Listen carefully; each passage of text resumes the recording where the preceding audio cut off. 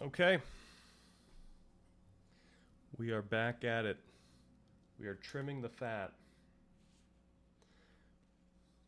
So I think I'm going to read through and we are going to try to see if there's anything we can get rid of. But I do have like a fuller checklist with which we can use, with which we can judge these. So what do we got? We got cut, interesting but not necessary, softened claims that sound too certain, so we're looking out for those as well. Proved, suggested, or prove, shatter, fatal, fundamentally, ultimately, repeat, same point already made, substack. Okay. Oh, so maybe this is just B-roll effectively. Add to B-roll, because I think that the script's going to be pretty much the same, except B-roll for Substack shows up as one of those like quotes, whereas for YouTube it'll be a thing that shows up on screen.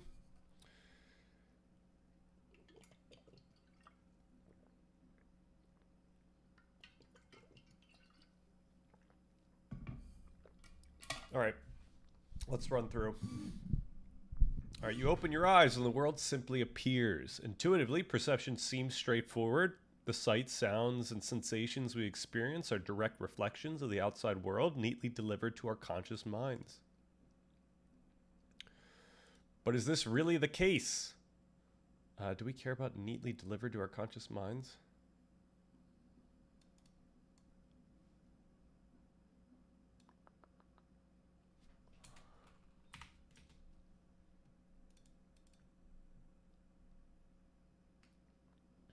But is this really the case? We are going to trace the progression of how humanity has explained and understood perception, beginning with its earliest philosophical foundations and eventually arriving at one of the farthest frontiers of contemporary science, an explanation far more counterintuitive, biologically grounded, and profoundly useful.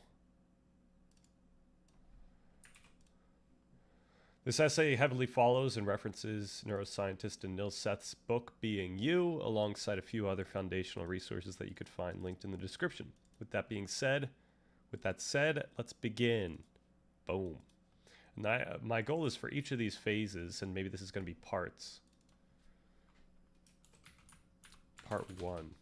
For each part, I'm imagining black screen, white text, some sound effect that's different each time. The font for each part is a different font. We can make it fun like that. And maybe each part has a different vibe. But I'm not sure. We'll see. All right, let's begin as far back as the historical record allows. For much of pre-modern thought, perception was often understood as a relatively direct relation to the world. To perceive the world was, in some meaningful sense, to be in direct contact with it. Of course, this did not mean humanity was unified in its worldview. Different cultures, religions, and philosophical schools derived radically different accounts of what reality ultimately consisted of, ideologies they often fought and died for. Yet beneath those disagreements, perception was usually treated as a relatively direct relation between the perceiver and the world. Interestingly, early philosophers did acknowledge that the mind played an active role in abstracting reality.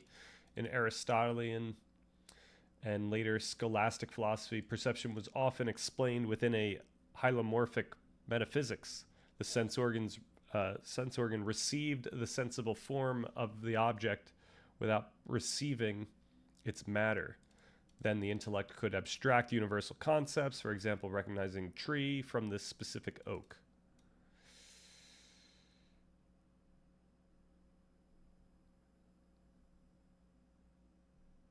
This might not be necessary. All right, should we do something like this? Could we get a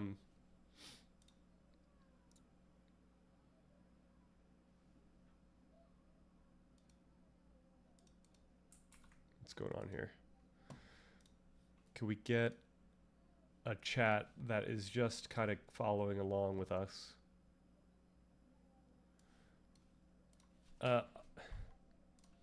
I'm going to read through this video essay script, and as I go, I'm going to flag paragraphs or parts that I think might not necessarily be required, and at that point I will let you know. For now, don't give any feedback or anything, just follow my lead.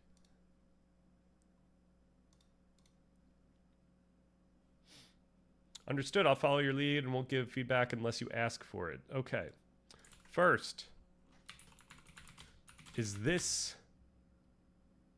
paragraph necessary? I feel like it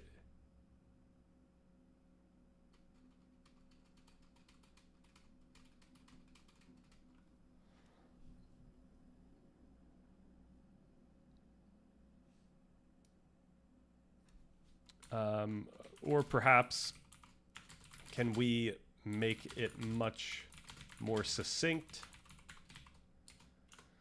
Oh, and I didn't include anything.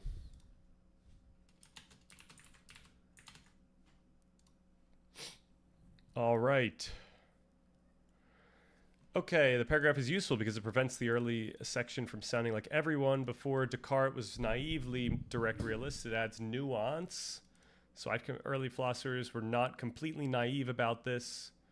In Aristotelian and scholastic philosophy, and later scholastic philosophy, perception was understood as involving the mind's active abstraction from sensory experience, for example, recognizing the universal concept tree from a particular oak.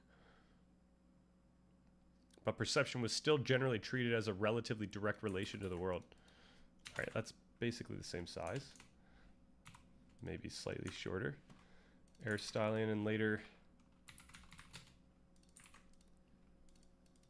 as is involving the mind's active abstraction.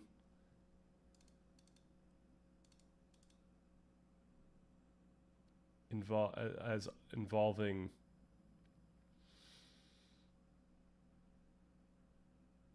in those philosophies, perception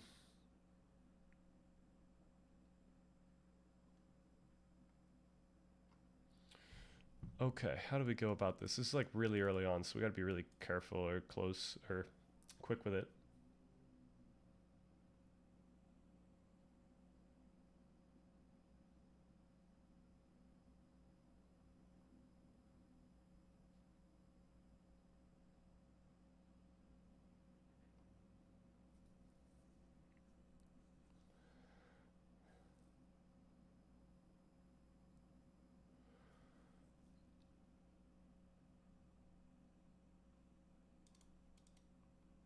Mm.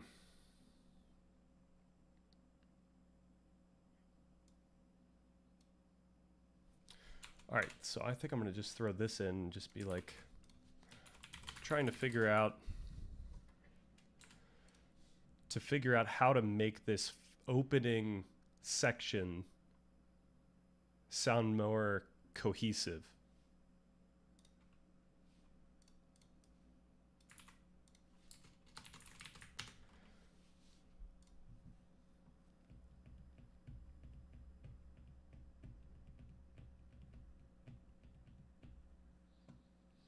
And merge those into one smoother progression. Let's begin as far back as the record allows. Across much of pre-modern thought, perception was usually treated as a kind of contact with the world itself.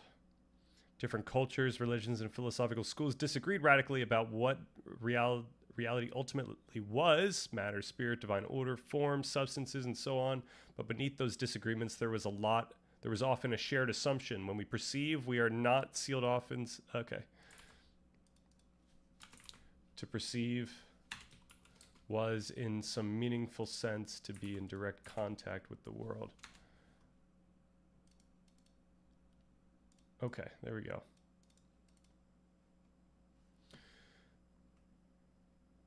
All right, this does not mean that early thinkers were naive. In Aristotelian and later scholastic philosophy, perception was understood as involved. Okay. The mind was understood to play an active role in abstracting universal concepts from particular experiences, for example, recognizing tree from this specific oak. But even here, perception was not was still not imagined as a private inner simulate. Okay, we got to be chill about that.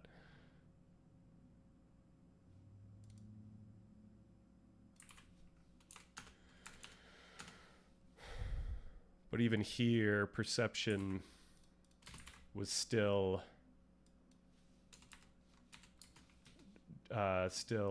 generally treated as a relatively direct relation to the world.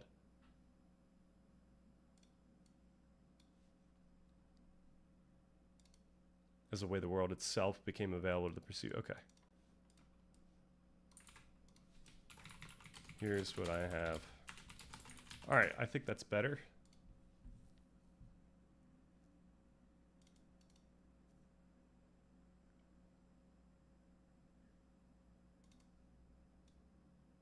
I do want to keep the, can we grab this?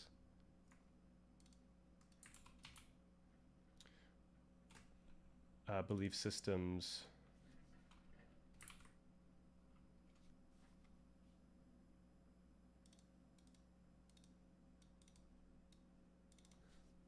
Beliefs they often fought and died for. But beneath those disagreements, there was often a shared assumption.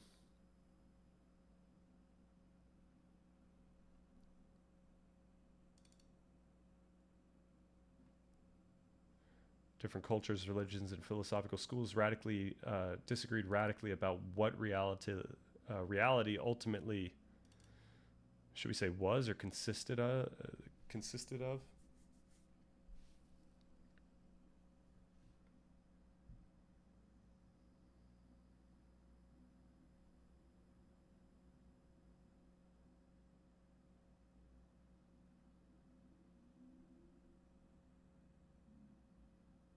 Oh, whoops.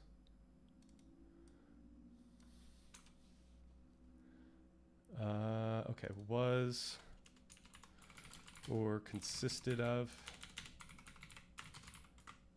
And then I'm going to grab this, and I'm going to do a little edit here.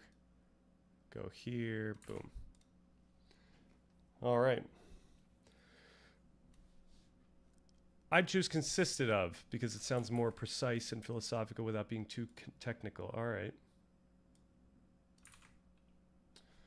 Beliefs they often fought and died for. All right. Let's continue. The early logical cracks. Nevertheless, even in antiquity, there were voices. Actually, let's just make sure we're not missing direct relation to reality itself. And the external world, but reality. Okay. What was the second edit?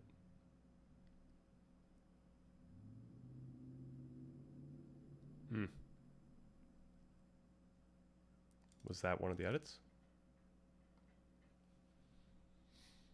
Okay. Nevertheless, even in antiquity, there were voices recognizing the flaws in this direct access model. In this direct perspective, direct access perspective. The ancient Greek skeptics, for instance, frequently pointed to perceptual relativity. A square tower appears round from a distance, and food tastes pointed to... okay.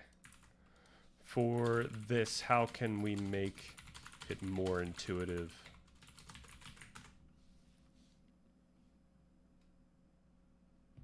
It's basically like pointed to subjective perception or something. By replacing the abstract phrase with what it means, or slightly punchier. Out that the same world can appear differently depending on where you stand, what state you're in. That the same world. For instance, frequently pointed out that the same world can appear differently depending on the observer.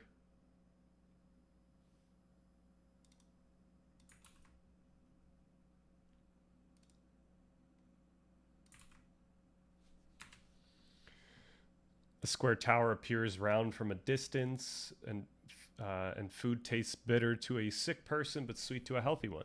If the eye or tongue passively receives the literal objective form of the world, these discrepancies shouldn't exist. Okay, and then we can soften that. Can we make this more palatable as well?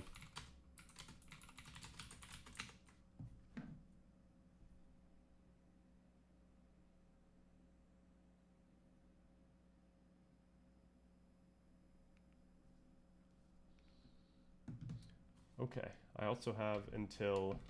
Yo, Onion Helmet, what's good? I have until like 6:40. As he finishes his work for the day, Mr. Richardson sits back and stretches. What part is this? What part are we done with the work? He leans back in his chair. Oh, an almost Tolstoyan life. His room, clothes, and demeanor are bare. Okay. He leans back in his chair and looks out of the window, which frames the sun as if in a Da Vinci-esque painting. In return, the sun painting the room in a subtle golden light. Wow. Poetic.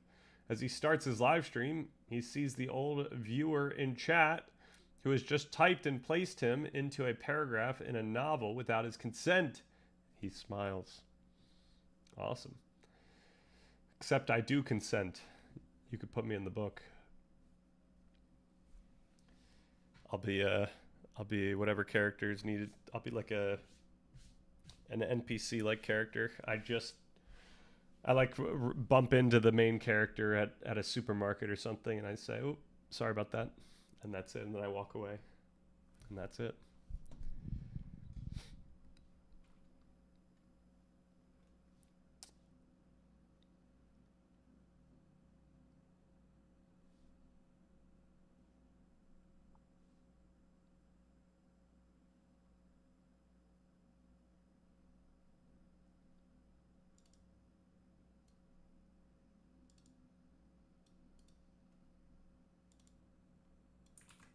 Okay, what would actually be most appropriate to what the skeptics were going for? Good idea. Did the document end up being longer than you had anticipated? This document, the script, because I think the answer is yes. Clocking at about 39 pages. Which is why I'm trying to trim the fat.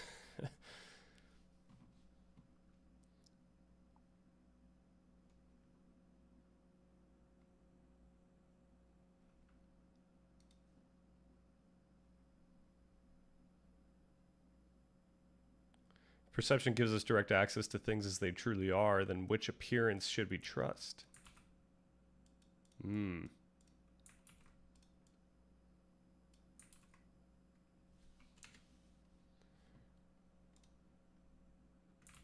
what do we have? If the eye or tongue passively receives the literal objective form of the world, these discrepancies shouldn't exist. That's weaker.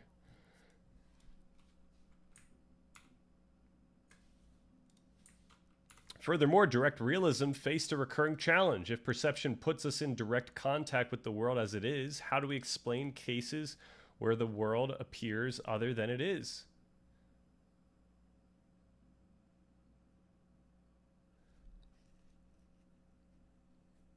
Okay, here we go.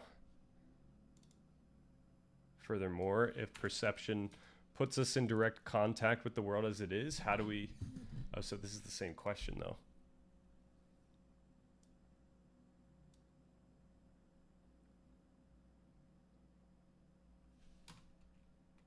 Let's just get rid of that.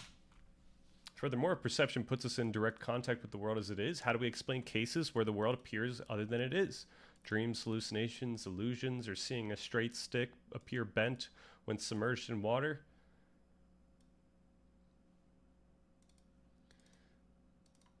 Centuries later, during the Islamic Golden Age, the mathematician Ibn al-Haytham seriously challenged this inherited assumption. Argued that perception was not an instant.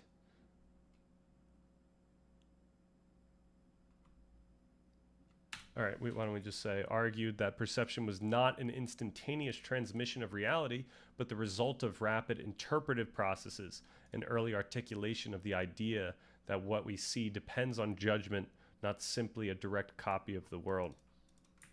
Okay. I heard the other day that the YouTube algorithm rewards longer videos nowadays. Wow. Okay. Well, maybe then we're chilling. It can be long, but it can't be unnecessarily long. That's the idea. And we have to figure out how to keep it compelling throughout. One of the ideas that I have is every time that we do a part here, and there's 10 parts, we get a crazy sound effect with a black screen with white text, make it look pretty cool, maybe a different font for each one, different sound effect for each one, something to get people in the zone, in the vibe, get people vibing while watching this. That would be crazy. All right, ultimately, while the era of a broadly direct realist picture of perception dominated early philosophy, its foundational assumptions were eventually challenged by the scientific revolution and the birth of modern optics, notably in 1604. So for these, we have to get rid of proved here. Oh, F. That's crazy. For these paragraphs, can we be lighter? Can we be more careful than proved? Careful and accurate.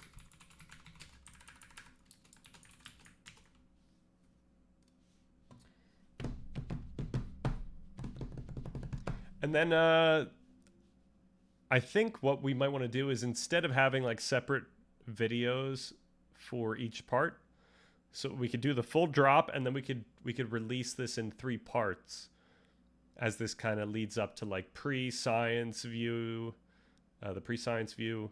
Then we've got like our predictive view, and then we can talk about the implications and all that. Especially for that paragraph, I'd use words like showed. So mathematically demonstrated that the... Demonstrated? Is that too crazy? Oh no, demonstrated. That the crystalline lens of the eye projects a reversed and inverted image onto the retina. If the eye passively takes on the literal form of the world, why do we not experience the world upside down? The mind must be performing some sort of internal correction. All right.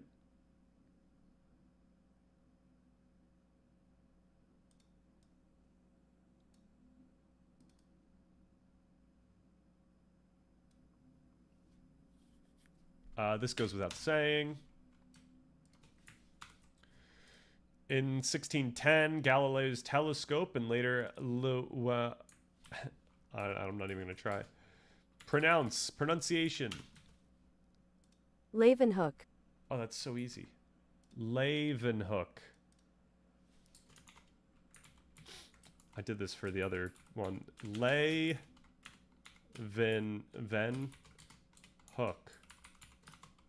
Leeuwenhoek's microscope proved that human senses are fundamentally limited.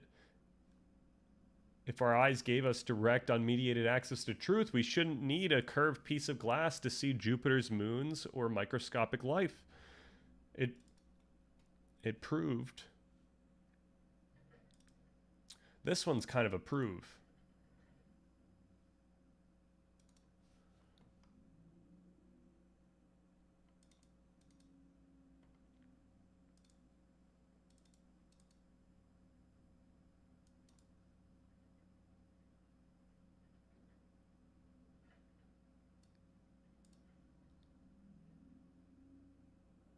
This creates a striking problem for any simple picture of vision as passive reception.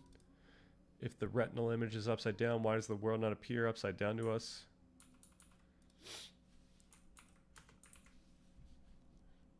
I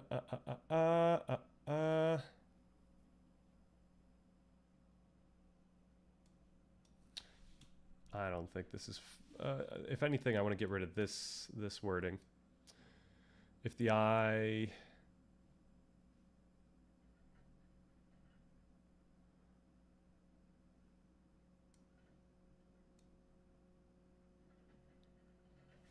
Yeah, I think this is easier.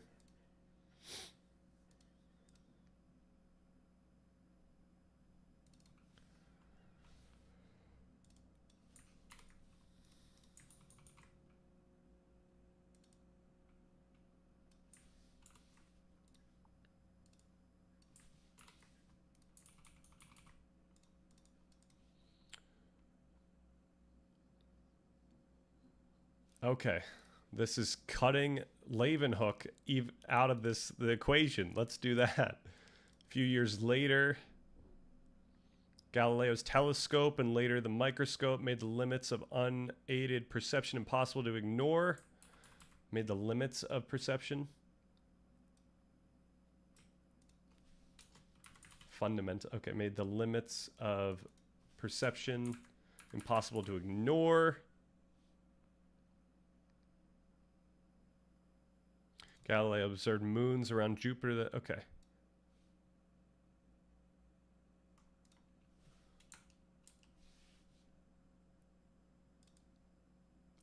We could see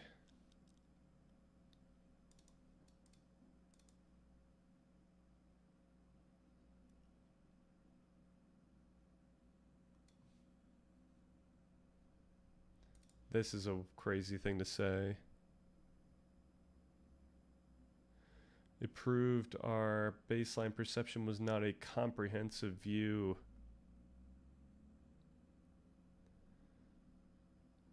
of what they believed to be objective. You can say showed. Why is form in quotation marks? It's not necessary, but I guess it's more of like making clear that we're using form in a way that we described previously and not just like form in the way that we would colloquially think of it. But I think that's a good point, and thank you for bringing that up. Okay, what's the easiest way to say this? Made the limits of perception impossible to ignore if our eyes gave us direct unmediated access to reality. I don't want to say this again. We could see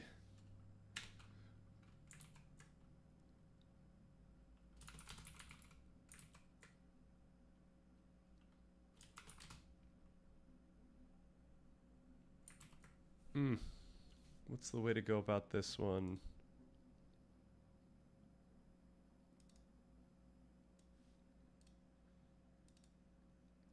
Much of the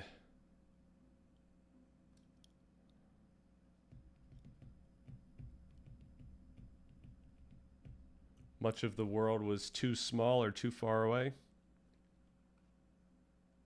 respectively.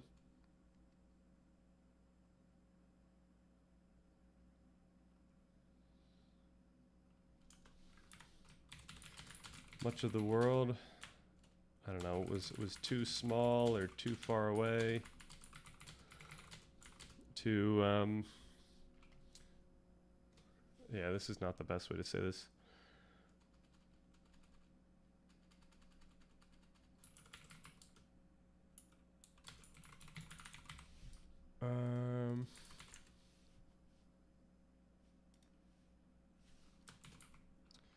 Could we capture something like this with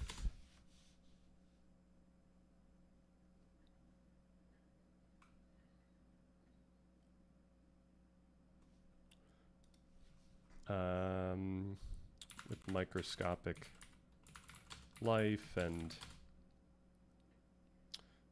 Jupiter's moon. Was it moons? Moons.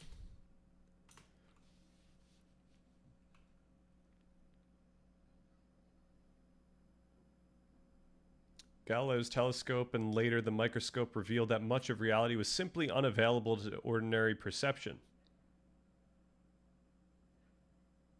Some of it too distant, like Jupiter's moons, and some of it too small, like microscopic life. Awesome.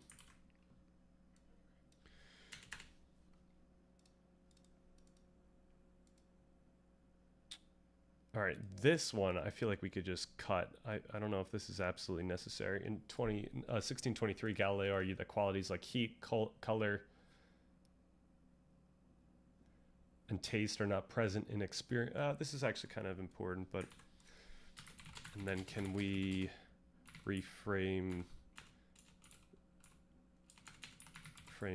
this so that it can nicely come right after?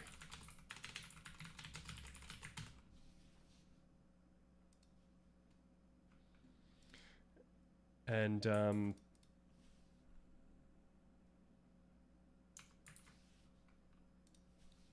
1623, Galileo pushed the point further, arguing that perception does not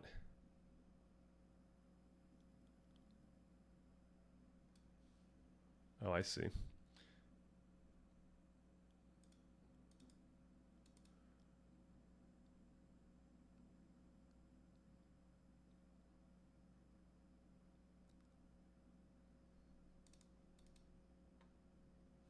I don't like those. All right. Pointing out that even our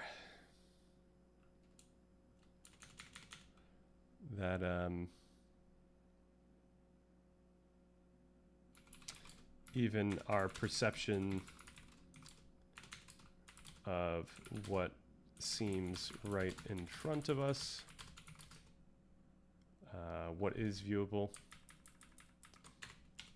what we can see in some sense,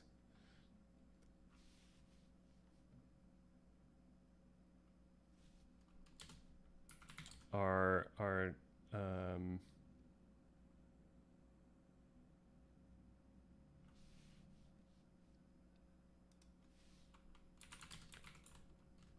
not inherently, not simply sitting out there.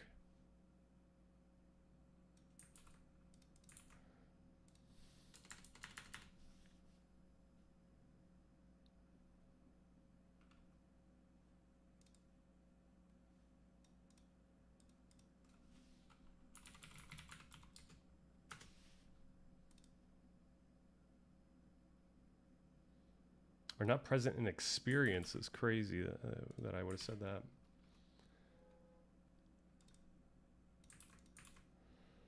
Not present in the world.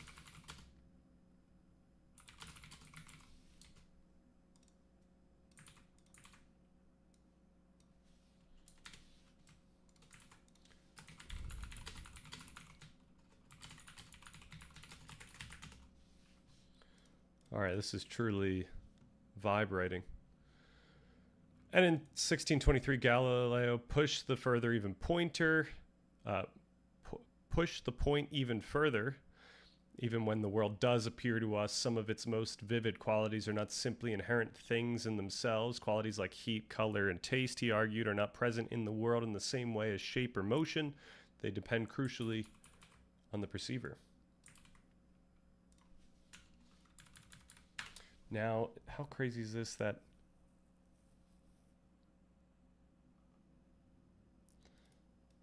the Islamic Golden Age was so early?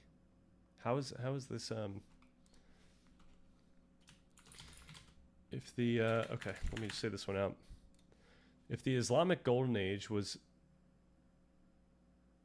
long before Galileo, how would these points have felt new or fresh in any way? At least the ones regarding qualities like heat, color, and taste, as opposed to the more modern points from the telescope and microscope.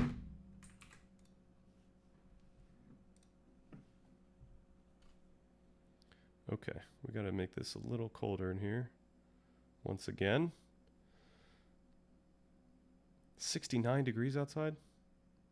Yikes.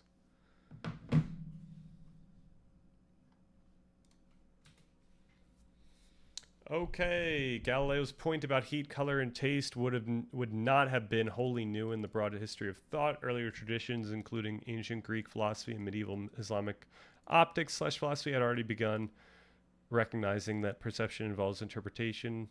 What made Galileo's version feel historically important was not that he was the first person to notice observer dependence, it was that he framed it inside the emerging mathematical mechanical worldview of the scientific revolution. Galileo helped relocate these qualities out of the objective mathematical structure of nature and into the perceiving body.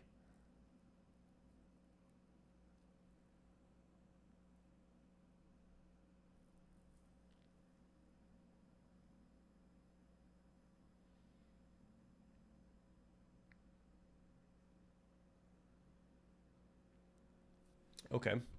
This is going to connect it all together. Galileo pushed this problem into the heart of the new scientific worldview. The telescope and microscope had shown that ordinary perception leaves out vast regions of reality.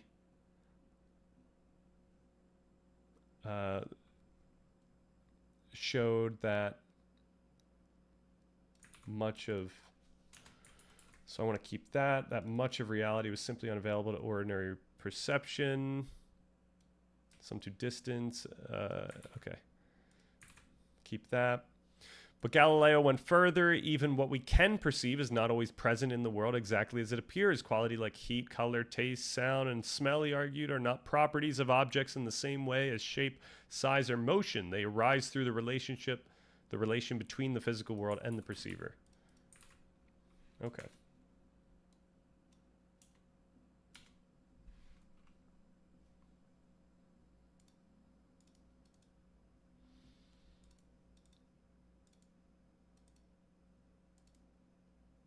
Okay, that's fine.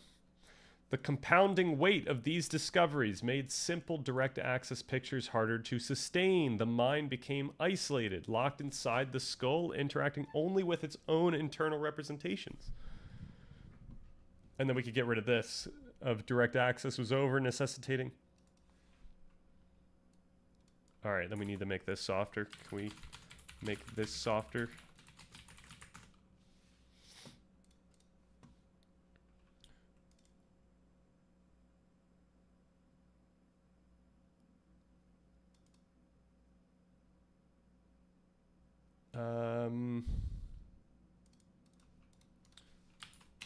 We need something to point us towards the transition, towards transitioning into phase 2. Oh, why is... Oh, okay. Never mind. I'm sorry.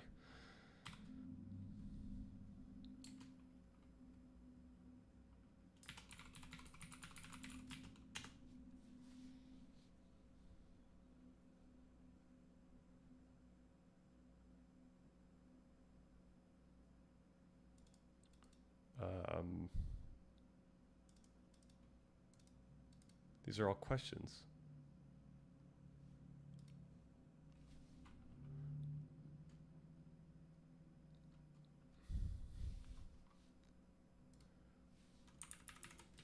Not a question, but something that says something like this: necessitated.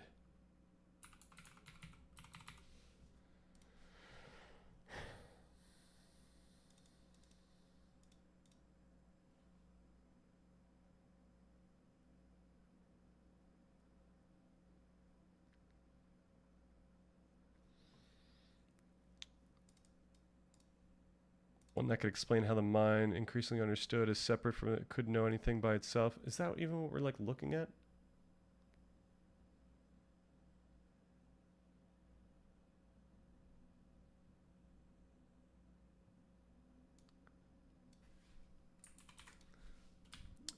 Okay. You're going in the wrong direction. To be clear, here is what I currently have for this transition.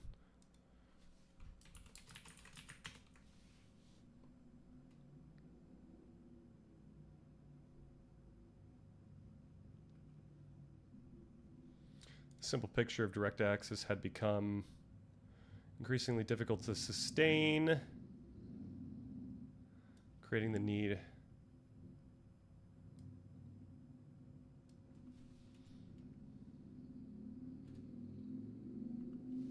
Oh man, I should do it with this. I should include that.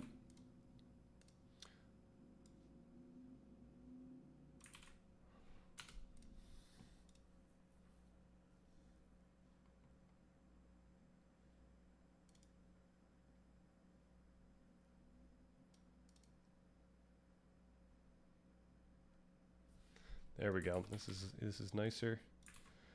Increasingly, the mind came to seem isolated, locked inside the skull, interacting not with reality itself, but with its own internal representations.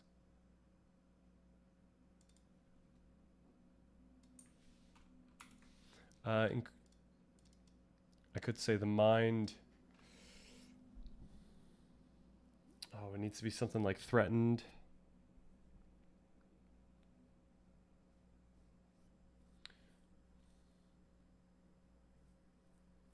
Because this is a little too hard of wording.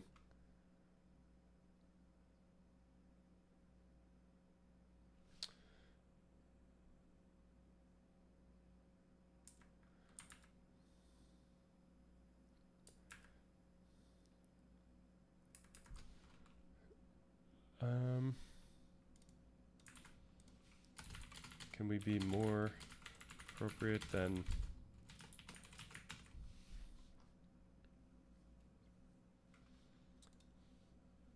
The shift demanded a new paradigm. If the mind does not encounter the world directly, then perception must somehow bridge the gap between inner experience and external reality. Beautiful. Awesome. That's what we needed.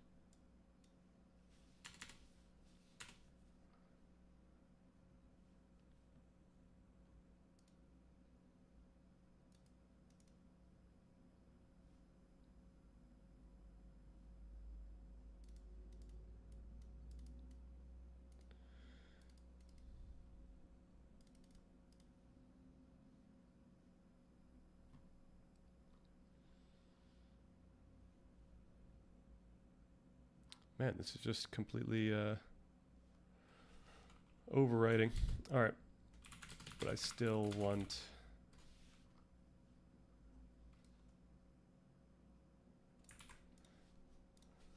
something like...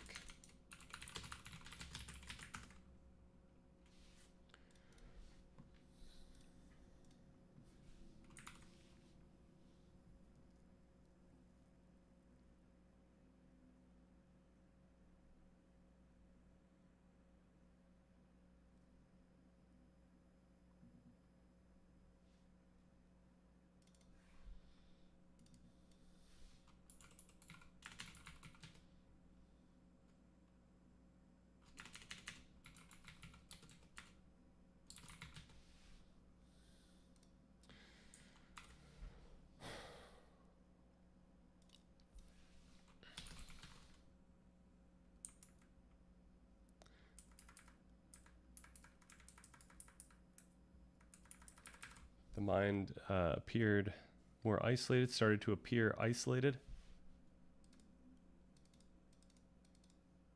Appeared more isolated would be more appropriate, I think. Would this be appropriate?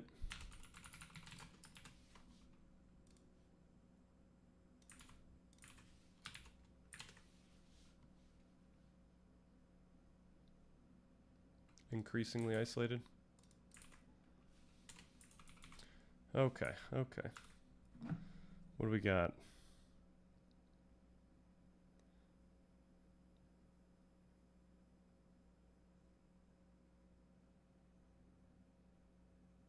Oh man. My plans have run amok. I need dinner now. What do I do for dinner?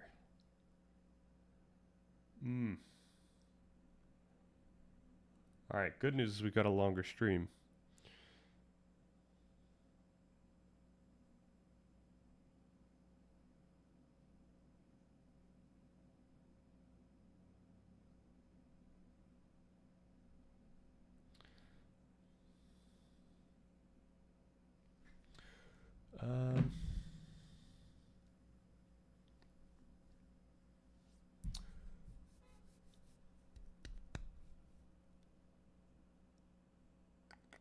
I guess I could eat something here.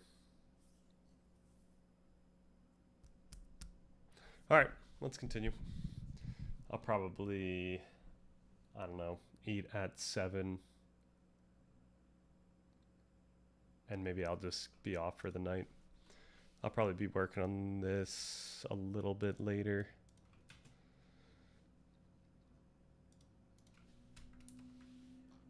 All right, a little unfortunate that this is the next page, but we're not going to be reading off of this during this video, so it doesn't matter.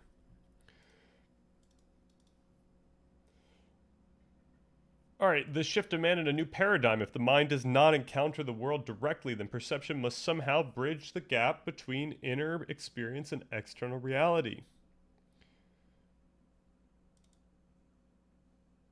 Okay, we could get rid of that.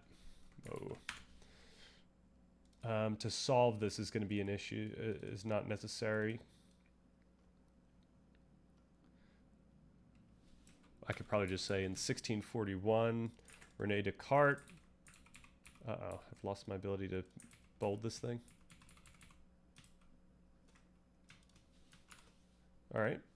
Rene Descartes formally split reality into two distinct, fundamentally different substances: the physical world of objects, which possess objective properties like shape, size and shape, and the subjective mind, an entirely separate non-physical thinking substance.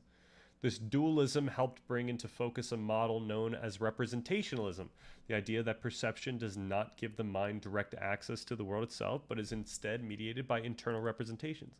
Do we say representations? Yeah, I kind of give away the answer or the thing here.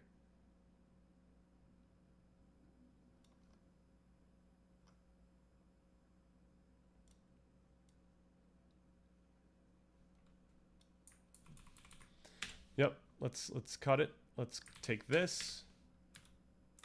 Let's do this. Sustain, demanding a new paradigm. If the mind does not encounter the world directly, then perception must somehow bridge the gap between inner experience and external reality. Boom, black screen. Okay. Ideas are mental stand-ins produced as the physical world affects the senses and the body carries those effects inward. We don't need that, right? We don't need to explain what representations mean. This model neatly solved the problem of illusions and hallucinations. If perception is just the mind looking at an internal painting of the world, then occasionally the mind simply paints the wrong picture. However, it inadvertently created a terrifying new barrier, often called the veil of perception. How much of this internal picture could we actually trust?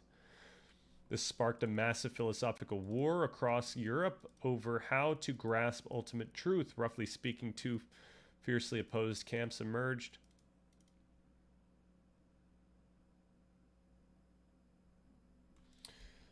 The rationalists like Descartes, Leibniz, and Spinoza argued that because the senses are trapped behind the veil and constantly deceive us, we must rely entirely on pure logic and innate deductive reasoning to understand reality.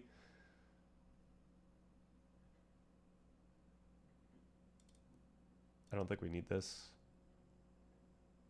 The empiricists argued the exact opposite. The mind is a blank slate, and absolutely all knowledge must be built from sensory experience. But this stance carried its own flaw. If all knowledge comes from the senses, and the senses only provide internal representations, you are permanently trapped behind the veil. Okay.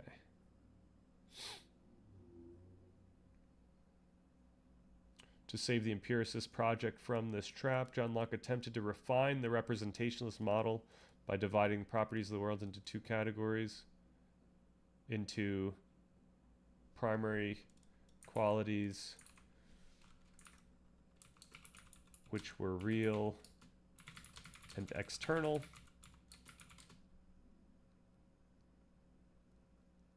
Okay, maybe I'm gonna let Gemini or ChatGPT do this one. Can we make this more succinct?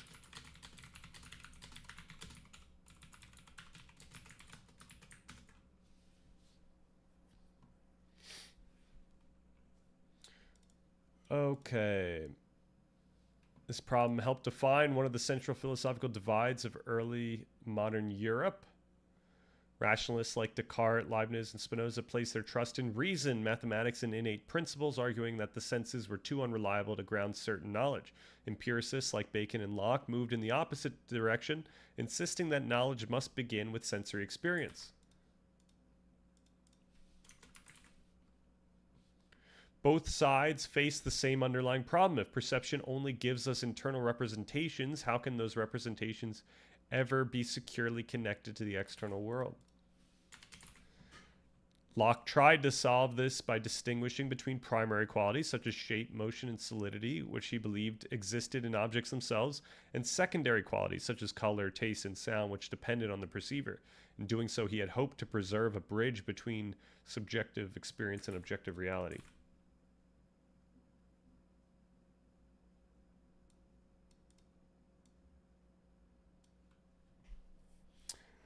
Okay. Mass, motion, and solidity. What do we have? Shape, motion.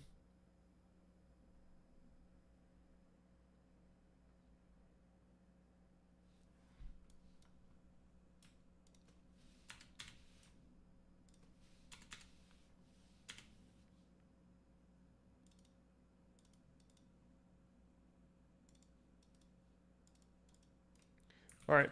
I think that's fine. Are we down to... No, we're not even down to 38 yet. Jesus. How much do we have?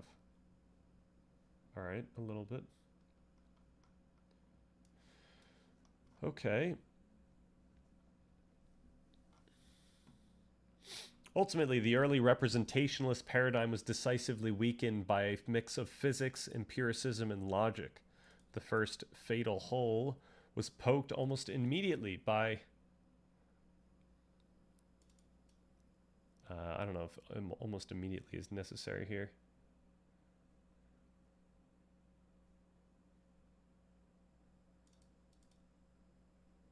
By Princess Elizabeth of Bohemia, who wrote to Descartes, pointing out a fundamental physics problem. If the mind is an unexpected non-physical substance, how can it possibly exert force to move a physical brain structure or interact with physical nerves? A non-physical thing cannot push a physical thing without violating the emerging laws of physics.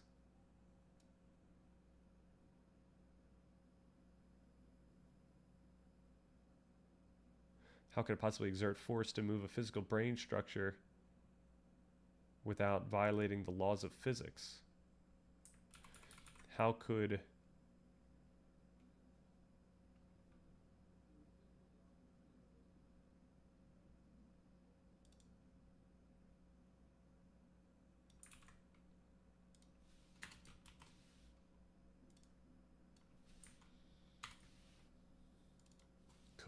if the mind is an extent, how could it possibly exert force? Later, in 1710, George Berkeley attacked Locke's defense of objective physics by pointing out that you cannot actually conceive of a primary quality without a secondary one. Try to imagine a physical shape without a color or a boundary without a texture to define it. We cannot. Because our perception of shape relies entirely on our subjective perception of color, primary qualities are just as trapped behind the veil as secondary ones. This culminated in the radical skepticism of David Hume, who in 1739 pointed out the ultimate fatal flaw of representationalism. If we only ever have access to our internal representations, how can we ever verify that our representation accurately maps onto the objective world? We cannot step outside of our own minds to compare the internal picture to the external reality. Is this necessary? Probably not.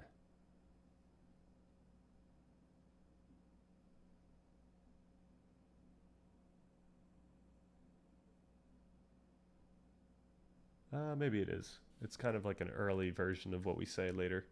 The implication was staggering.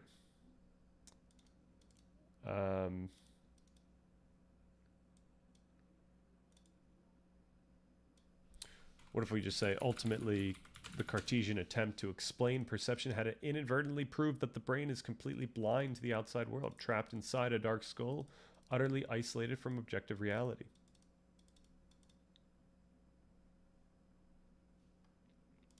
All right. By the late 1700s, David Hume had pushed Hume's skepticism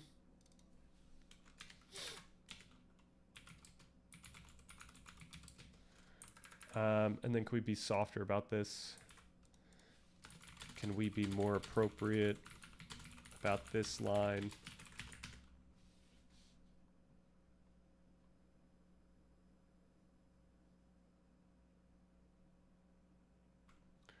Had pushed epistemology into a crisis.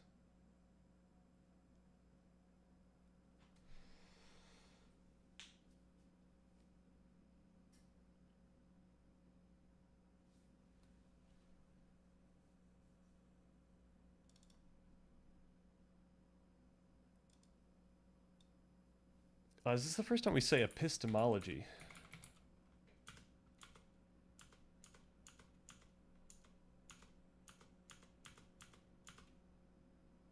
Yeah, okay, so we shouldn't use the word epistemology.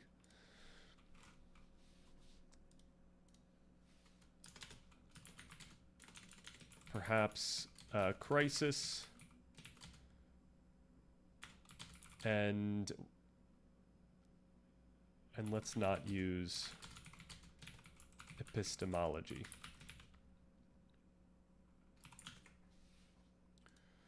All right.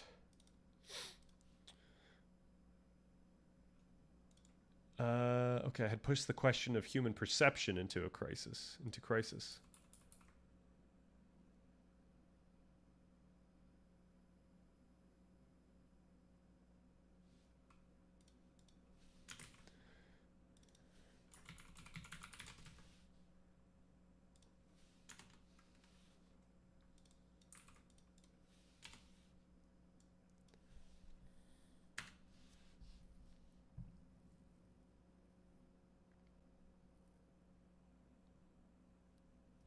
Okay, this should be the end of the last phase. By the late 1700s, Hume's skepticism had pushed the question of human perception into crisis. The Cartesian attempt to explain perception had inadvertently proved that the brain is completely blind to the outside world, trapped inside a dark skull, utterly isolated from objective reality. Boom. Blackout. In 1781, the German philosopher Immanuel Kant published his Critique of Pure Reason in an attempt to rescue human knowledge from this radical skepticism.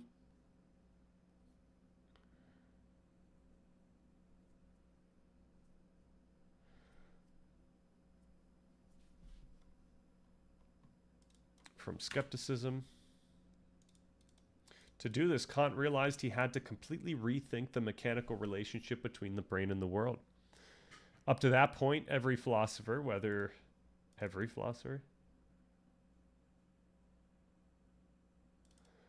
philosophers operated on a single assumption. The external world dictates. Okay.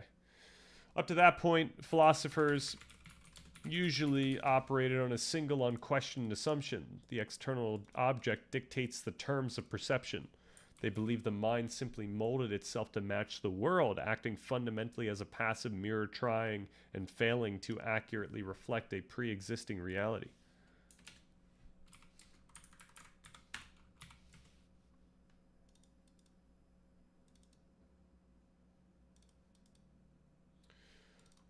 Generally,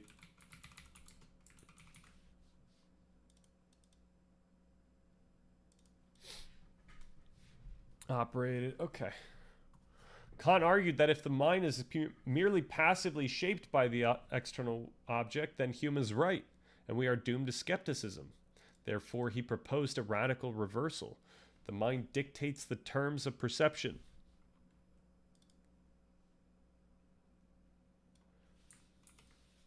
The objects we experience must mold themselves to the pre-existing structure of our minds. To explain this, Kant reframed the Cartesian split between mind and world, introducing a new distinction. On one side, there is what he called the nominal world,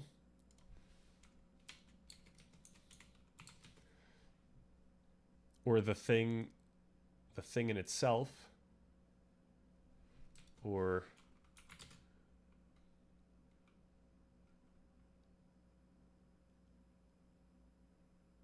how do I say this? Reality in itself, reality as it is in itself.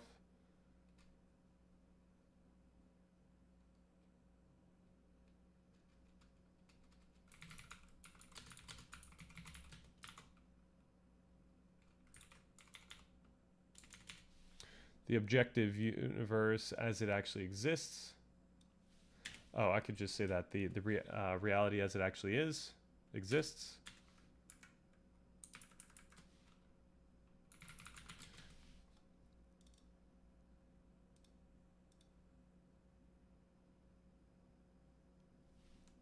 Independent of our observation.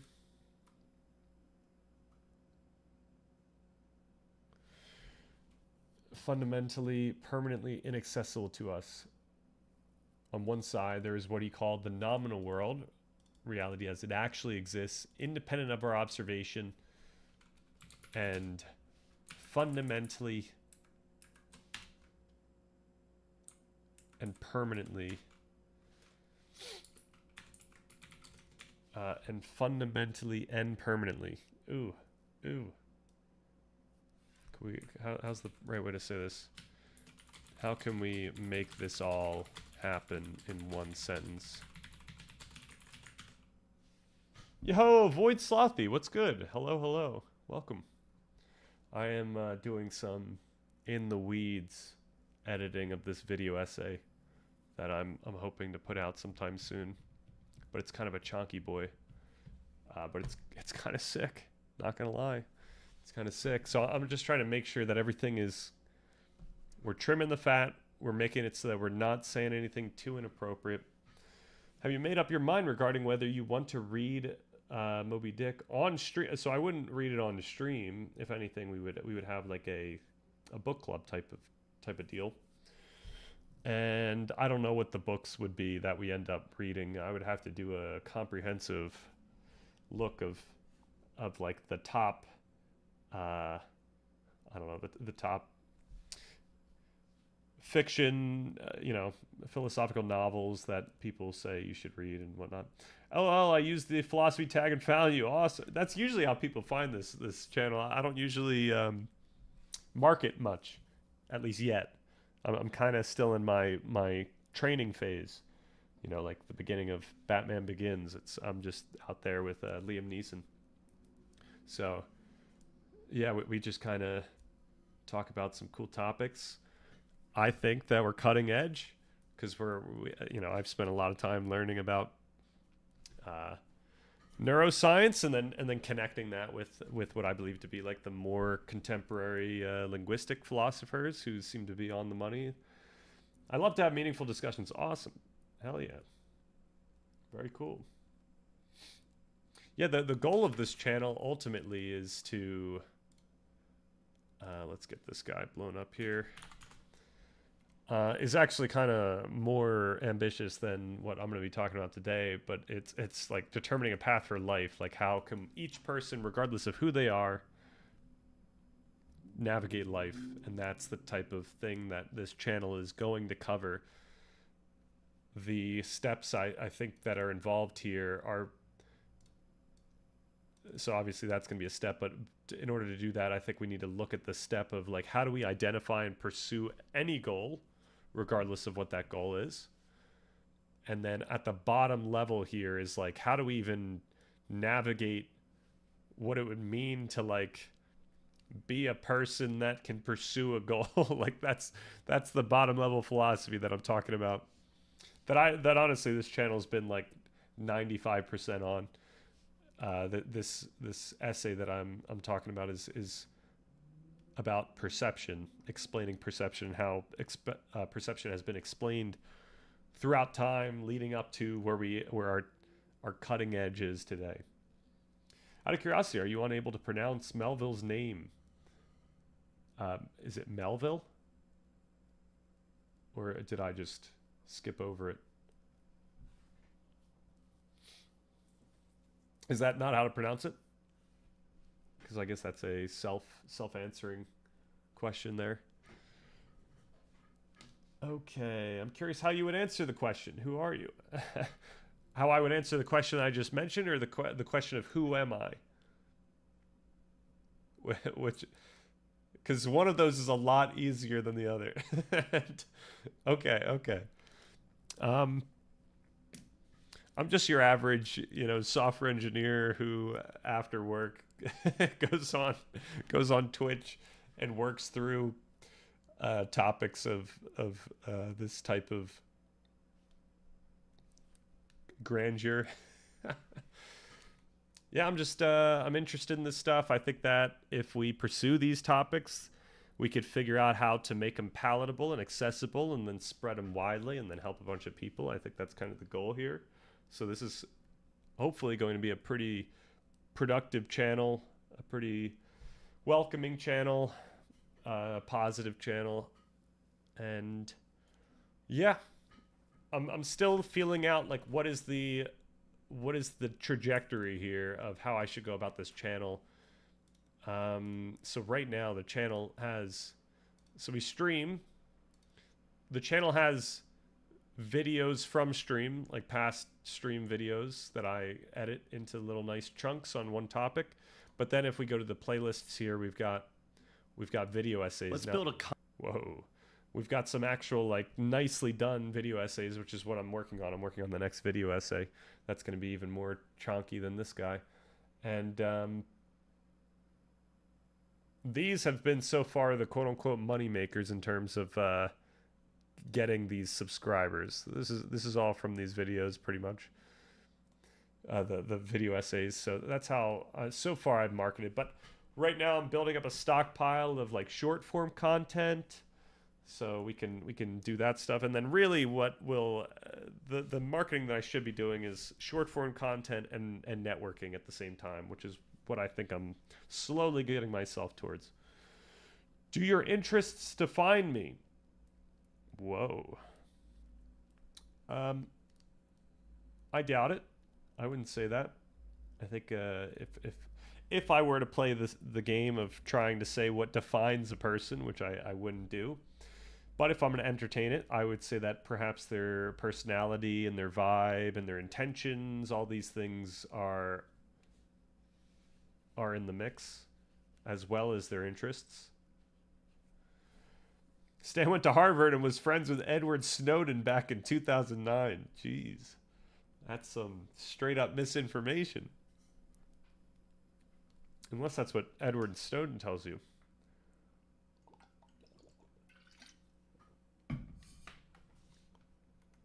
Okay, back to the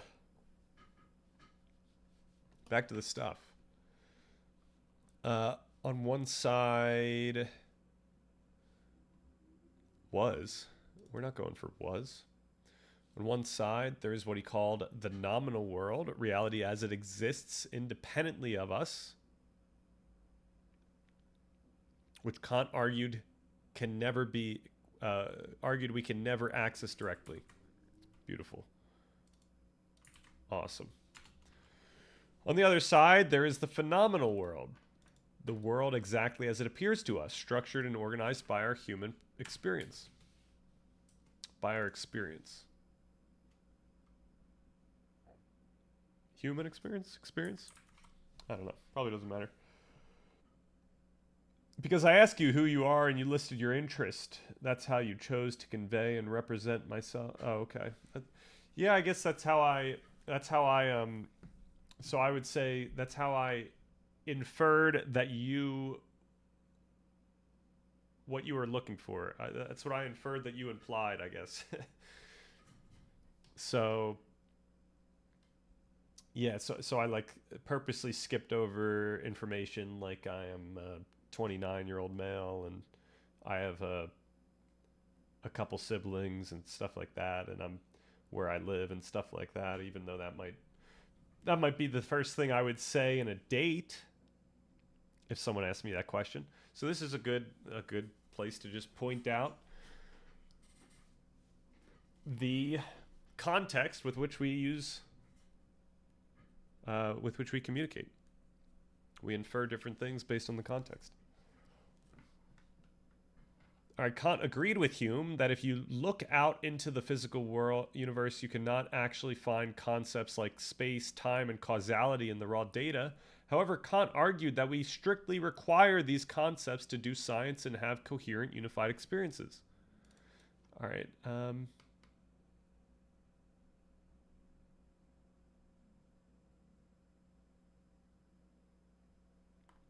We have to cut down this sentence. Can we make this one sentence? So that this isn't too... Oh, I guess that doesn't work. All right. I just don't like how he's going back to Hume here. He's agreed with Hume twice now.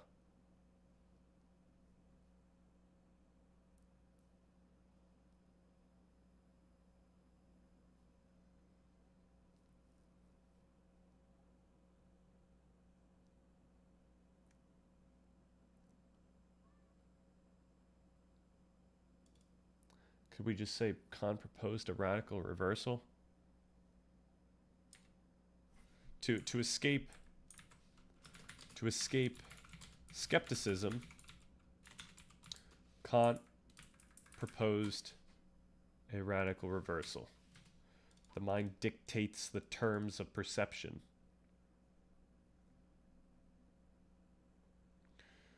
To explain this, Kant reframed the Cartesian split. All right.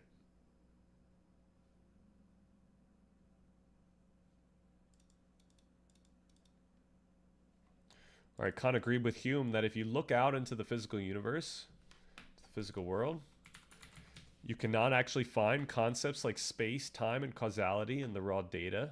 However, Kant argued that we strictly require these concepts to do science and have coherent, unified experiences. Without these organizing frameworks, the raw influx of sensory information would just be incomprehensible noise.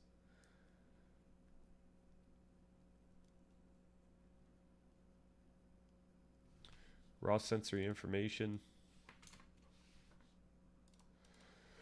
So that if space, time, and causality do not belong to reality as it exists independently of us, where do they come from? Kant's groundbreaking answer was that they are a priori conditions of... Okay, so can we...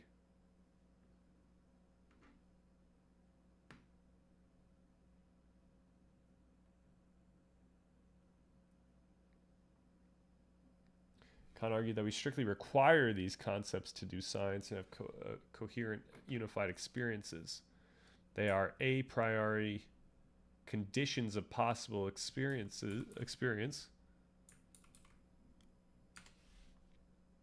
already supplied by the mind.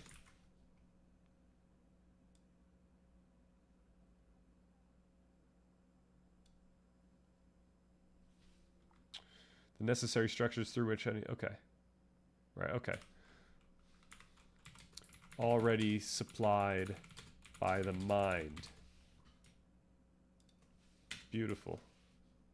Without these organizing frameworks, the raw sensory information would just be incomprehensible noise.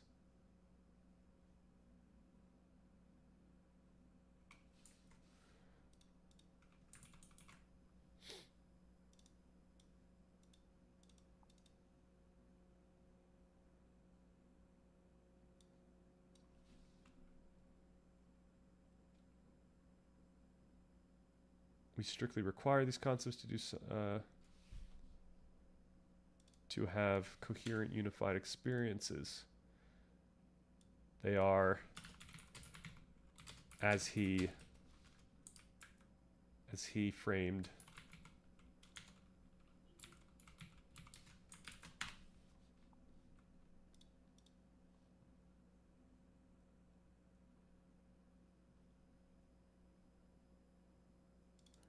them as a priori conditions of possible experience already supplied by the mind.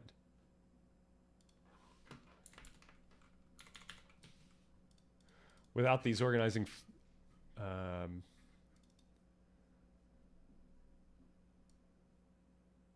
this is not necessary. All right, look at that. 38. We're down to 38. Hell yeah. Okay, I'm sorry. I'm behind here.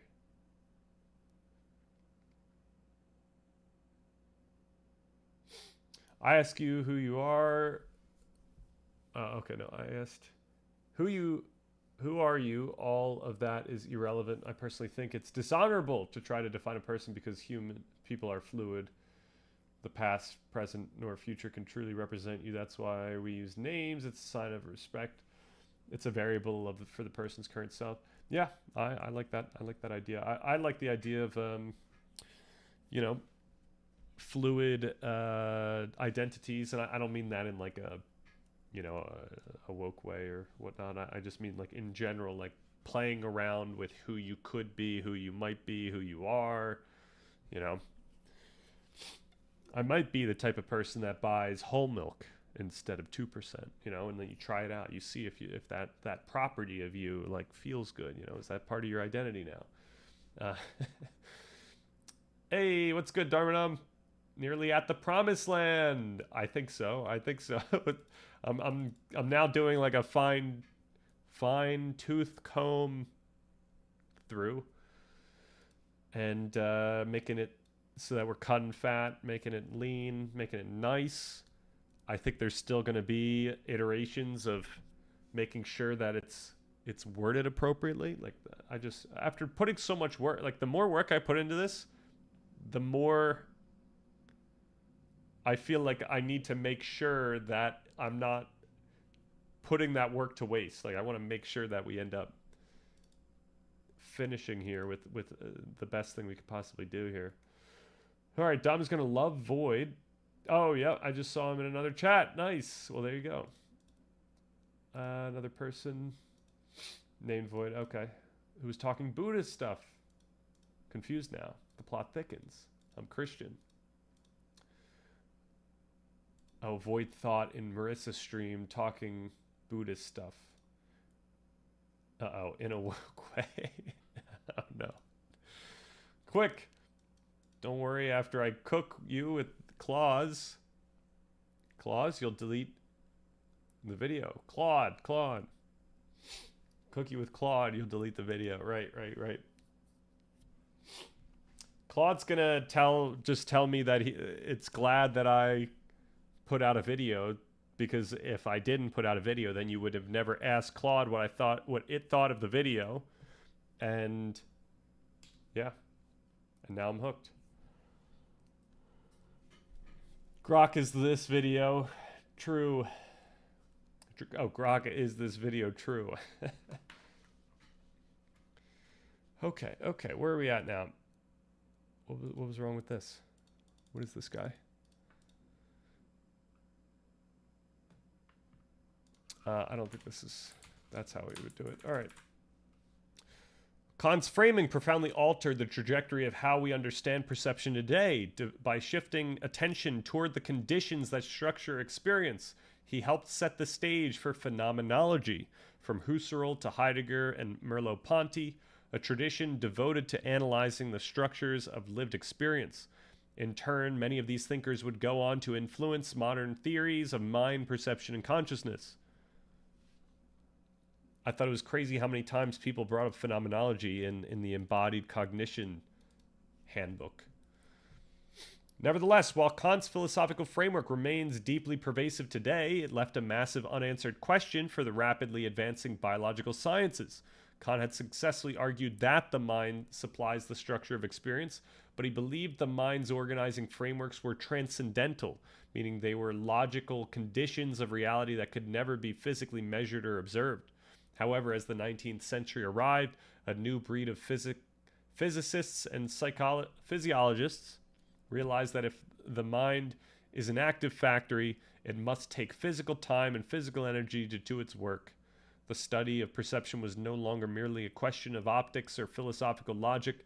It became a rigorous, measurable question of biology and neuroscience. All right, we have to change optics here, because optics becomes like actually one of the sciences that we leverage in the next phase. And I think I don't know, phase sounds cool, but like having 10 phases is kind of crazy, I think. Like, is there a better word than phase?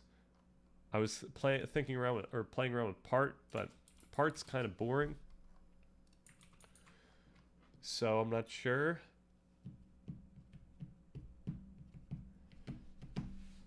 Do you want to read this thing related to the free energy principle out of curiosity? Do I want to read it? The math is not the territory navigating the free energy principle. Probably not. I think this is going to be a pretty common argument against the free energy principle, which I agree with this argument. All right, much has been written about the free energy principle and much is misunderstood. The principle has traditionally been maybe this is actually who wrote it, because that would tell me what's going on here. Mel Andrews. We might have seen Mel Andrews. The principle has traditionally been put forth as a theory of brain function or biological self-organization. Critiques of the framework have focused on its lack of empirical support and a failure to generate concrete, falsifiable predictions. I take both positive and negative evaluations of the free energy principle thus far to have been largely in error and appeal to a robust literature on scientific modeling to rectify the situation. A prominent account... When was this released? 2021? This might be worth reading. A prominent account of scientific modeling distinguishes between model structure and model construction. This is going to be way too over our heads, though, I think. I propose that the free energy principle be reserved to designate a model structure to which philosophers and scientists add various construals, leading to a plethora of models based on the formal structure of the free energy principle. An entailment of this position is that demands placed on the FEP that it be falsifiable or that it conform to some degree of biological realism rest on a category error. They do. To this end, I deliver first, or I think they do, I should say. To this end, I deliver first an account of the phenomenon of model transfer and the breakdown between model structure and model construal. Right, we're trying to find, I think this is what I effectively say in the video essay, that we're trying to find empirical models that we can say, this makes sense, or like we can make sense of these models through the free energy principle and almost like vice versa. We've found what the free energy principle hypothesizes in the actual mechanisms. That doesn't mean that those mechanisms are comprehensive of the free energy principle. That wouldn't be appropriate to say. Uh-oh. Best viewers denied. Is this guy homeless? Yo! Rated. Welcome, welcome. Thank you. Thank you, VIP Marissa. We are just chilling here today. We are editing a video essay that hopefully I will release soon. A video essay on perception and how perception has, or our understanding of perception has developed over time. So we are up to, we just passed Kant. We're now up to the psychophysical turn, I'm sorry, where science is starting to contribute to our perspective. But then we also started reading the abstract on this free energy principle paper, and I think I'm going to just finish that before we go back. To this end, I deliver first an account of the phenomenon of model transfer. Okay, and then in the second section, I offer an overview of the formal elements of this framework, tracing their history of model transfer and illustrating how the formalism comes apart from any interpretation thereof. Next, I evaluate existing comprehensive critical assessments of the free energy principle, and I hypothesize as to potential sources of existing confusions in the literature. In the final section, I distinguish between what I hold to be the FEP, taken to be a modeling language or a modeling framework, and what I term FEP models. Interesting. So I'm gonna just make a tab of that, and at some point we can look into that more closely. All right, what do we got? Commandments. Commandments. Everything of this earth can be measured in some way. I think that's how you can tell if something is supernatural, for they cannot be measured. Interesting. It depends what we mean by measured also. Oh, instead of phases, commandments. Oh, wow. Commandment 4. The the psychophysical explanations of Hermann von Helmholtz shall guide our developing understanding of perception. Yo, Slothy. Oh my gosh, I have two. Do I have two things going on here? How do I get rid of one of these? And which is which? I think HT bot alert box is the one I'm trying to get rid of. That's funny though. Yeah, I like the Kwai alert box. I think that's always been my go-to. Thanks for the follow. Thank you for the follows. He followed twice.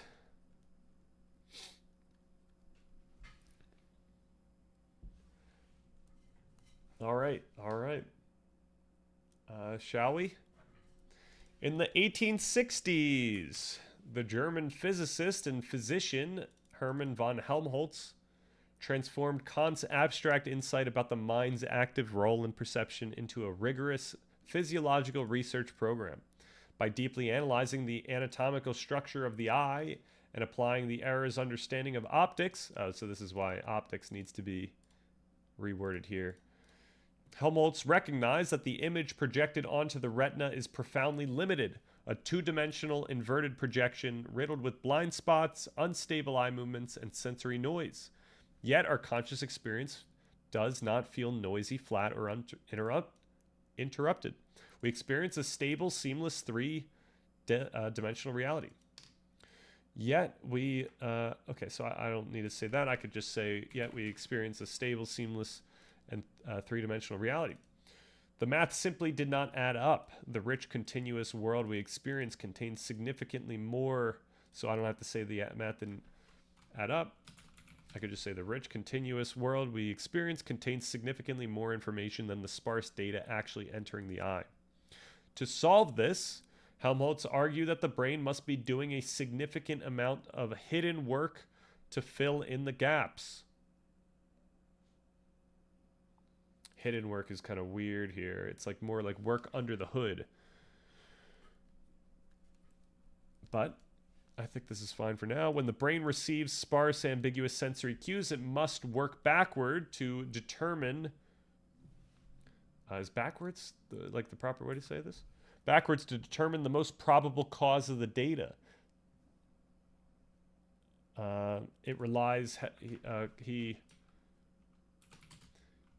He argued that it relies heavily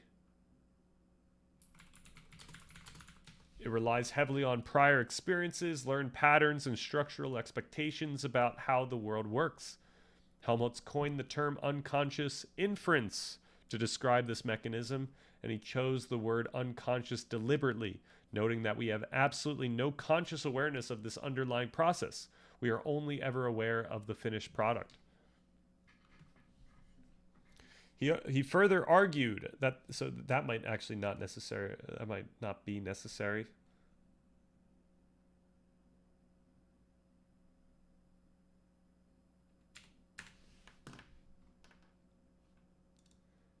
That deserves an italics.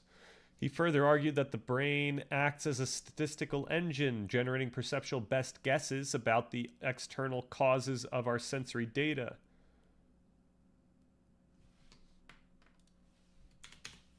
This is kind of the same idea, right? He argued that the brain acts as a statistical engine. When the brain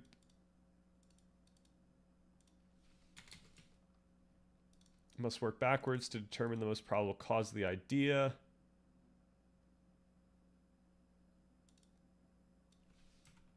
It relies heavily on prior experience, learned patterns. It must work backwards to determine the most probable cause of the data relying on prior experiences, learned patterns, and structural expectations about how the world works. For a video essay, I don't mind like these types of run-on sentences because it keeps like a momentum going. Yo, Reclusi, what's good? What's poppin'? What's up, philosophers? Sorry, I just noticed the intro. Oh, this is a cool shroom goblin. Whoa, spooky.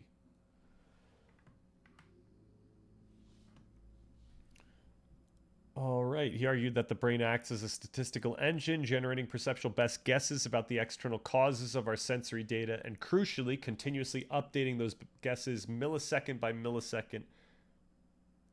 I think millisecond by millisecond is redundant with continuously. So we can get rid of that. With this model, Helmholtz essentially discovered the biological mechanism for Kant's philosophical insight. We cannot know the objects in the world directly. We can only probabilistically infer what lies hidden beyond this. Okay. We can cut this whole paragraph, I think, because we've already said that, right? Transform Kant's abstract insight.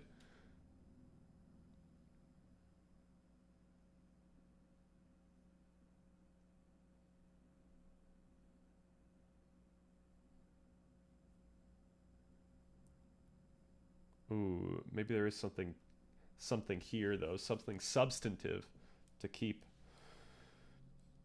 Computational functionalism for the win. At least in phase 4.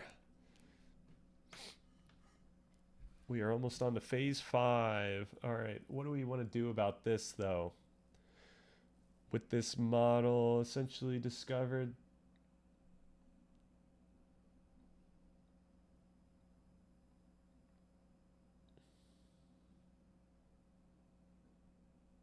This might be too strong of wording as well.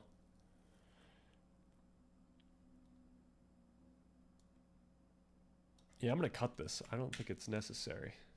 So the significance of this psychophysical turn cannot be overstated. Helmholtz helped inaugurate the idea that perception involves unconscious inference from ambiguous sensory evidence, reframing perception. So is this redundant now? Because we literally just said it. So, helped reframe perception. Perception not as a direct recording of reality, but as a continuous, educated guess. But we just say that as well.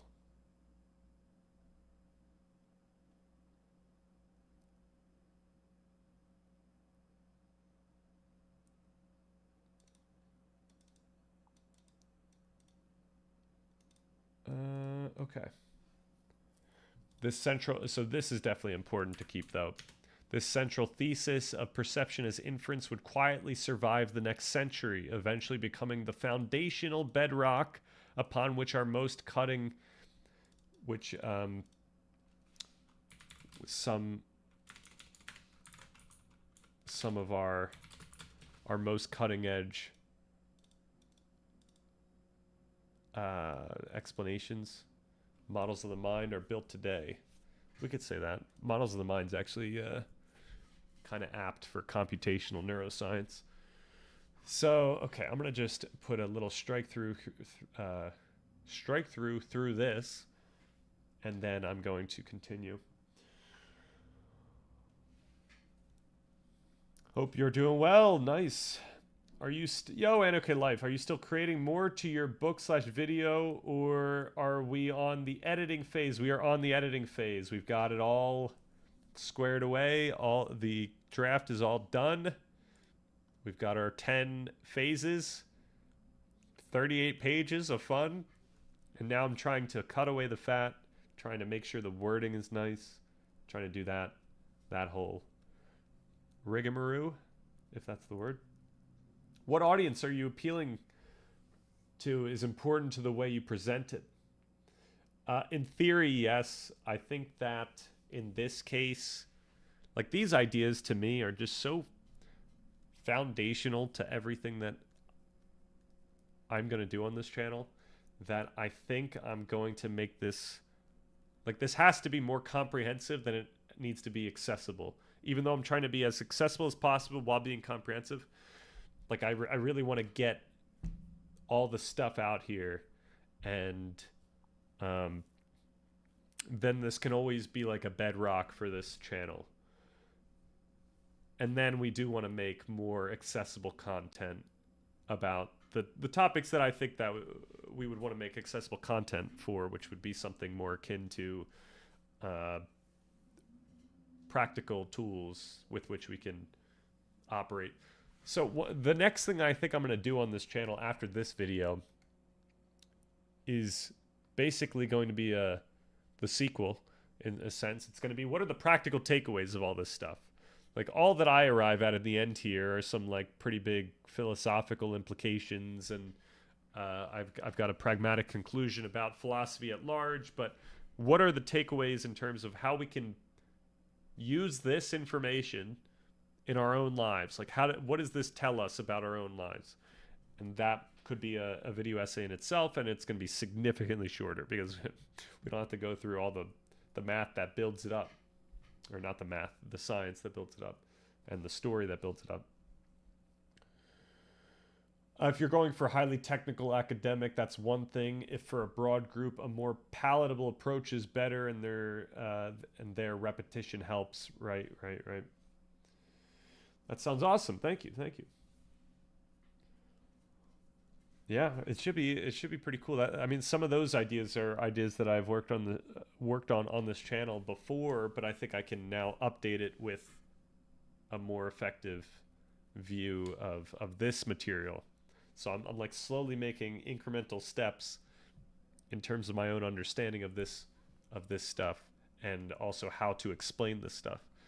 Like, one of the cool things about this essay, which maybe makes it a little too indulgent, is that it's about explaining perception in two different ways. It's first explaining perception, like explaining how people understood perception through time, but then at the end, it argues that the way that like our most contemporary understandings of perception actually necessitate us to think about explaining perception at a more meta level. Like, what are we actually looking for when we're explaining perception, given that linguistics is so important here, and each person's going to take away something different from the way that we use our words. So we have to be, we have to try to be precise with what we're saying.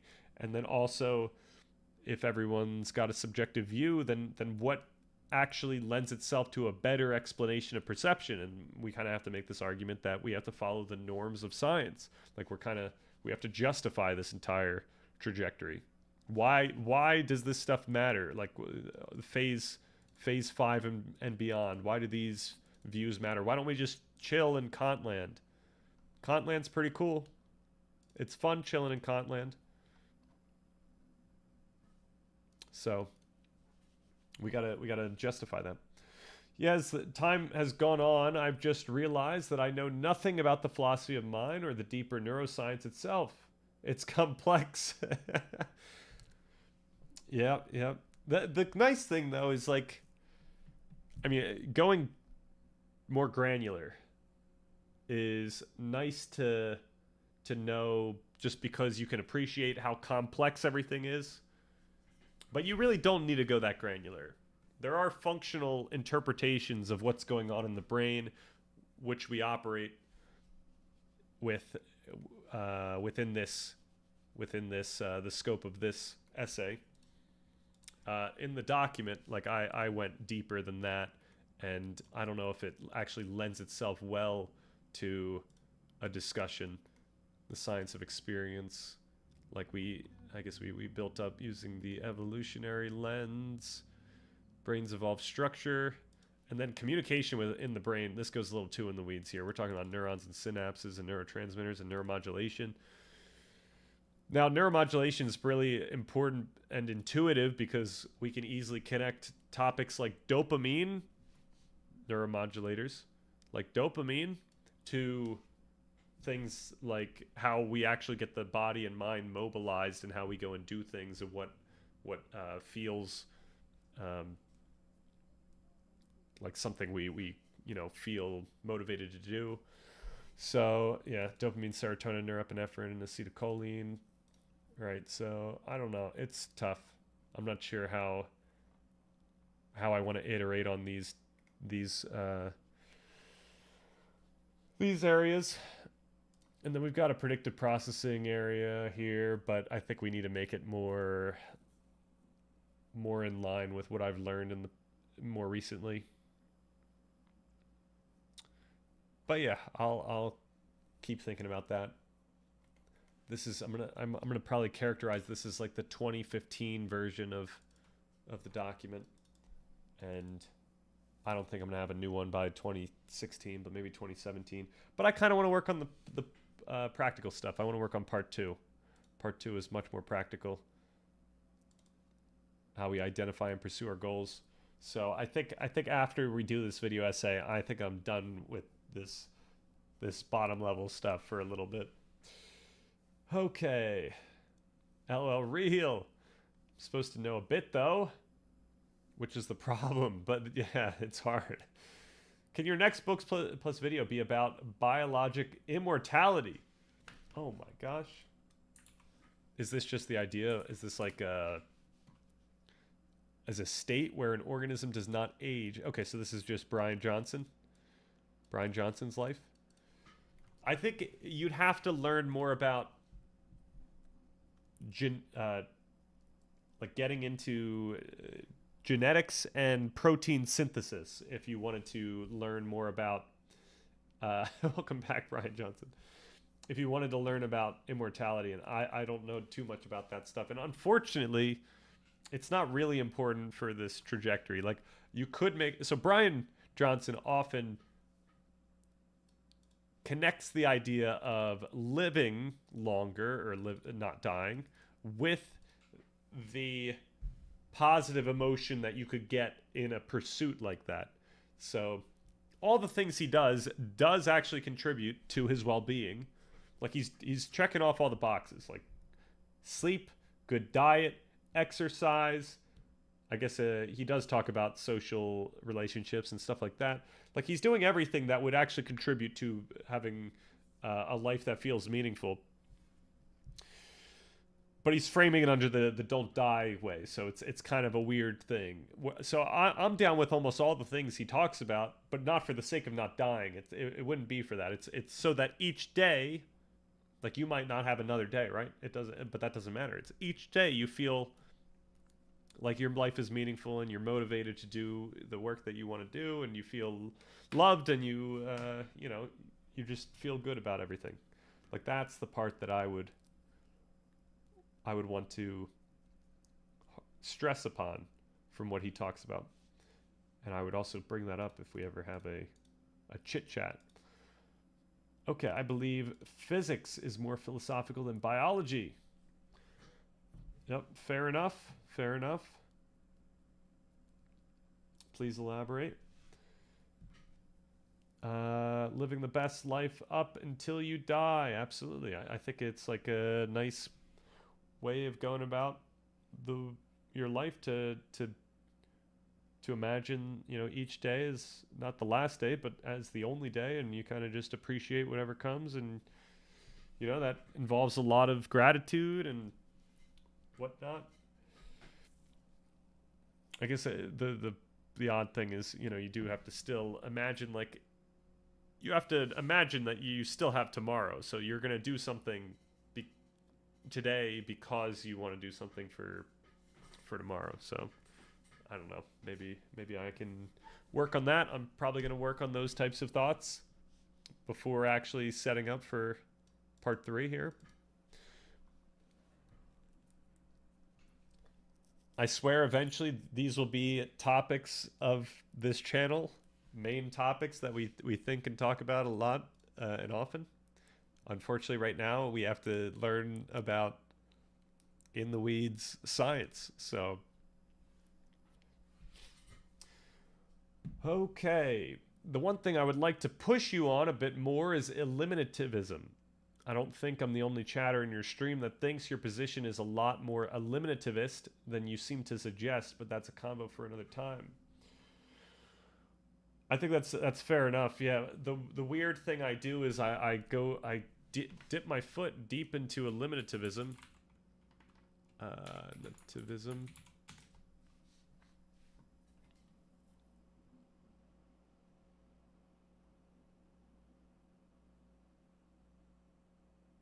Is this an effective framing of eliminativism?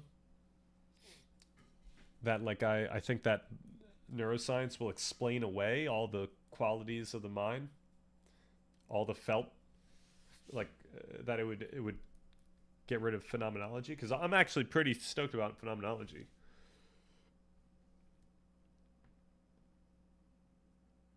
Like I guess I'm trying to understand the difference between a like a radical skepticism versus eliminativism.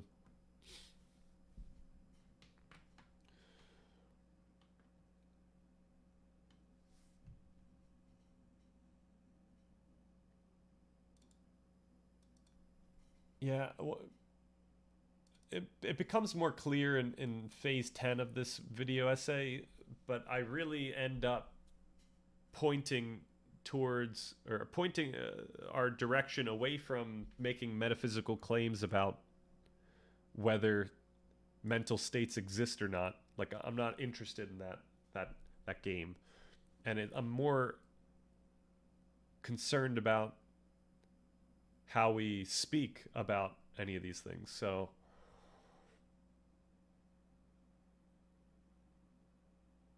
yeah, I think I get to operate without falling into an eliminativism, but perhaps we should look more into eliminativism at some point.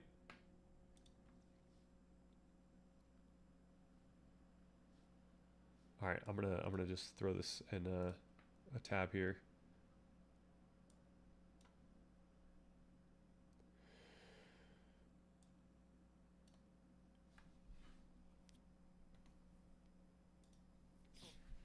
All right, phase 5. Shall we do another phase here? Biology deals with questions about the nature of living beings, which can be philosophical, but in my opinion, physics is more philosophical since it deals with fundamental questions about the nature of space, time, causality, etc. Yep, fair enough. That is a what I would. I know you. I guess I think you don't identify as physicalist, but that does seem to be like a physicalist position.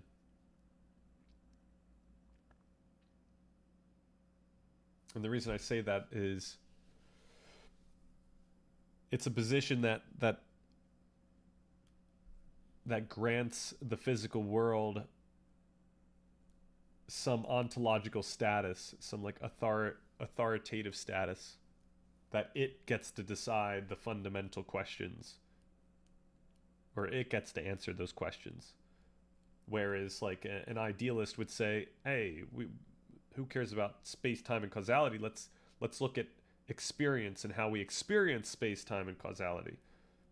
And that's where we answer the fundamental question.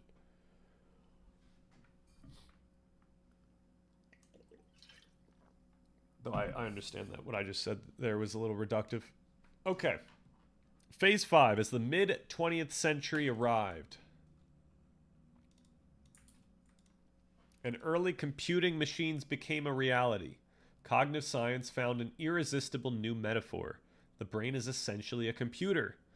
This movement, known as cognitivism, offered a clean, logical framework, but it largely sidelined the Helmholtzian trajectory of unconscious inference for decades.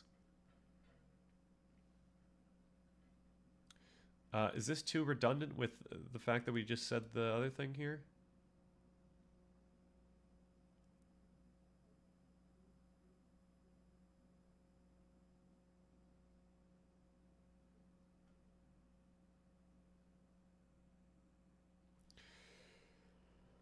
Under the computer metaphor, cognition was increasingly modeled as information processing. The brain receives inputs, transform them according to internal rules. So yeah, actually, I do want to get rid of this if we can.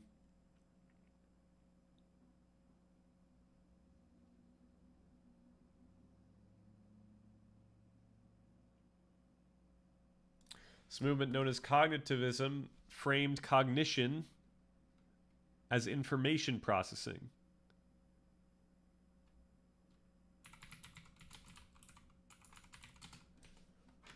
The brain received inputs, transformed them according to internal rules, built representations of the world, and used those representations to guide behavior.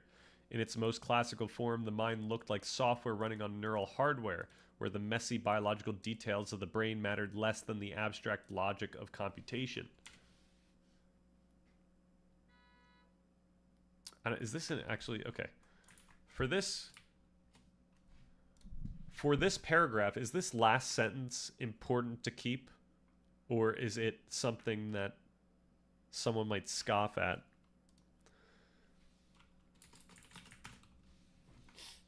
Okay. Is worth keeping if softened because it captures something real about classical cognitivism, the tendency to prioritize abstract computation over biological implementation, but is written mattered less could sound dismissive. So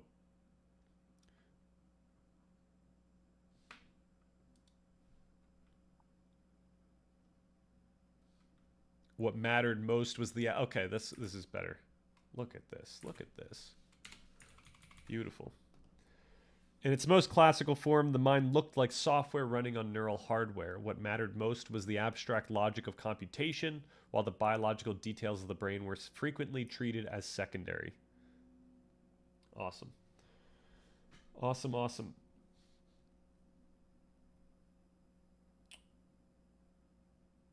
I'm not a physicalist because I believe space, time, and causality are results of experience. I'm also saying their nature is philosophical. Okay, okay. So though, if they're, this is the tricky part though. If they're results of experience, why would physics have a better say than something like psychology or phenomenology? I guess my pushback would be, are either philosophical. Awesome. These days, most physicists I run into think the philosophical endeavor is futile. But I agree, dealing with the fundamental questions, just different angles. Yep. Yeah, I don't think we should choose one and like let go of the other. My opinion, if you're interested in contemporary psychotherapy theories, you might be interested in Ellis's REBT. Interesting. According to regarding the eliminativist thing, that definition was fine, but the line between the way we speak and think about things versus the underlying metaphysics or science is different. You can suggest that we should fully reduce the mental to the brain to an extreme and still feel comfortable talking about mental states. As long as you can acknowledge that your way of talking is not more than that, it's fine.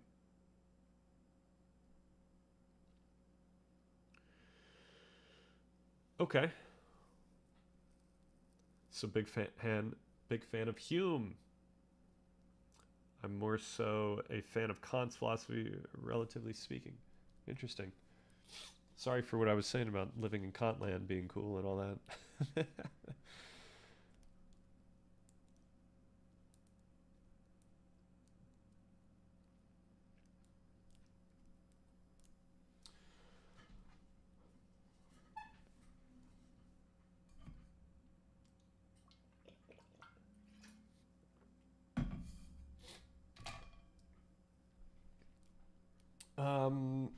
REBT.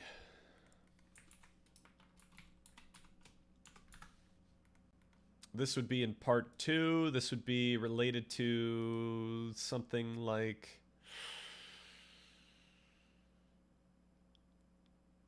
emotion regulation. What is this topic under?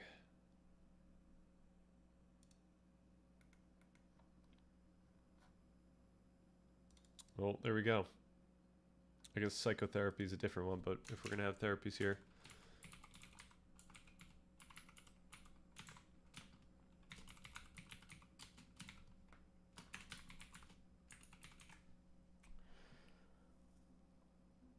Oh, the causation comment was superhuman. I'll send you some readings if you want to express my position clearer. Whenever I'm here, it's 2 a.m. and I'm not at max RAM. Not tonight, obviously. I guess are you? That's a question to me for the eliminativism.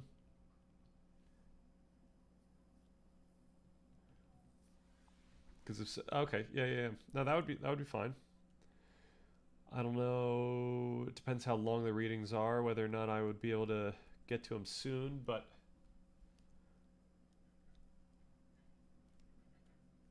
that being said, I'm curious what would happen if I threw the reading into an LLM with this video essay and asked how it would think I am based on the video essay, and really based on phase 10 here. Phase 10 kind of gets into that space. Okay. With the emerging modern understanding of physics, like photons, scientists still recognize that the raw input hitting the brain does not arrive with convenient labels announcing, "I am a pen." Is this the first time I say pen? Announcing their properties, their nature or properties like I am a pen. Crucially, they do not even announce whether they are visual, auditory, or sensations of body position. Once received by the sense organs, they are all converted into electrical noise. To turn this noise into a cohesive world, many influential models emphasized a feed-forward or bottom-up process. Stimuli strike the sensory organs and cause electrical signals to flow upward or inward through distinct processing stages, with each stage extracting increasingly complex features. Take a car, for example. Light bounces off the car and hits your retina. The lowest, earliest visual stages of the brain extract raw luminance and straight edges. The signal moves up to the next layer, which assembles those edges into basic shapes like circles and rectangles. It moves higher to recognize object parts, wheels, windows, side mirrors, until finally the deepest cognitive stages match this assembly to a memory and categorize the whole object as a car. This feed-forward model had robust empirical backing. Decades of experiments investigating the visual systems of cats and monkeys repeatedly showed that neurons at early visual stages fired only for simple edges, while neurons at later stages responded to complex features like faces. Modern fMRI studies in humans have revealed much the same thing. Through this view, top-down processes like attention or memory act like a filter, occurring throughout the processing pipeline. Like a filter occurring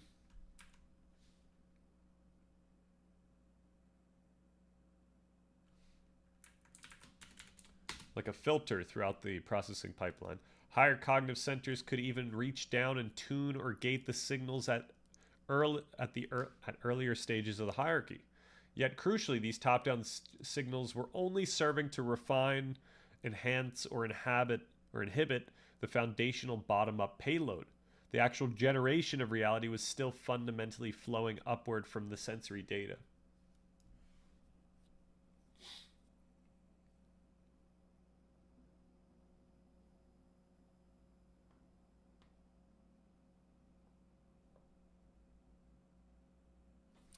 This paragraph's a little odd because the wording is like through this view, and then it almost sounds like I'm being a little too direct about this is not the way that it will be. But I think that might be fine. Like, plant the seed that this is how it was viewed.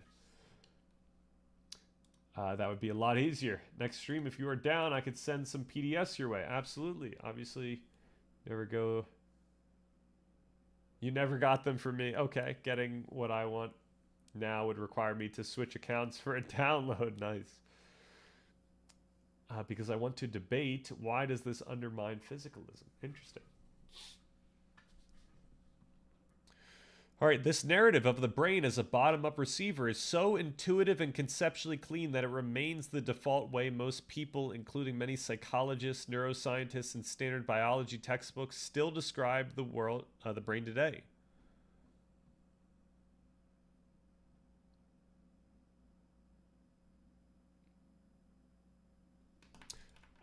I feel like this one we could just say, still describe the world today. Still describe the brain today, including many psychologists, neuroscientists. Okay. Nevertheless, while this bottom-up filter model became a powerful mainstream default, it faced mounting resistance from several directions. The earliest philosophical problem regarded dreams and hallucinations. A filter cannot filter nothing.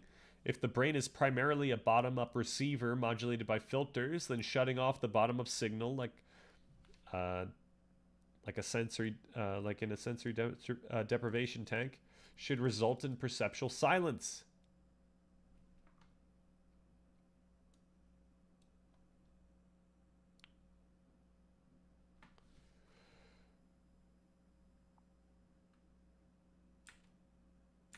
All right, this is being a little verbose, so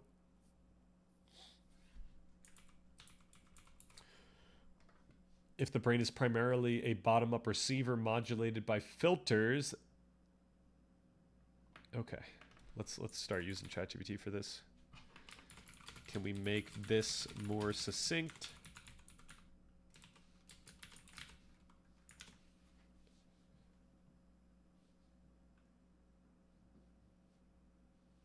Dreams and hallucinations posed an obvious problem. If perception depends primarily on filtering bottom-up input, then why does the mind generate vivid perceptual worlds when ordinary sense input is reduced or absent? Awesome. Awesome.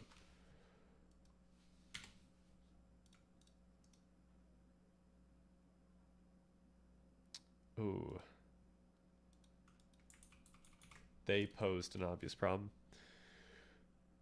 Exposed a simple problem. Okay, this is a little punchy, is not as necessarily better here. Any brain in a vat fans? Some sprinkles of verbosity are fine every now and then. Right? I would say so if this wasn't already 38 pages. In 1954, isolation experiments at McGill University showed that reducing ordinary sensory input can lead the brain to generate vivid perceptual experiences of its own. Isolation experiments. It was this sensory deprivation?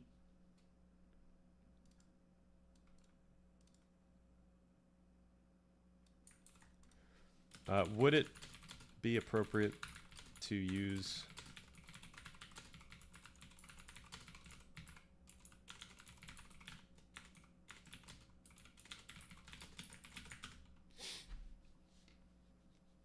gonna have to look up some things.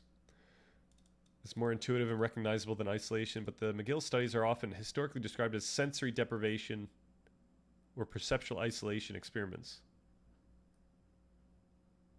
Is that not what I said?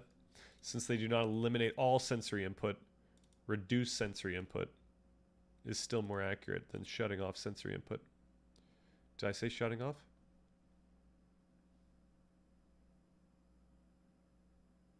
Reducing.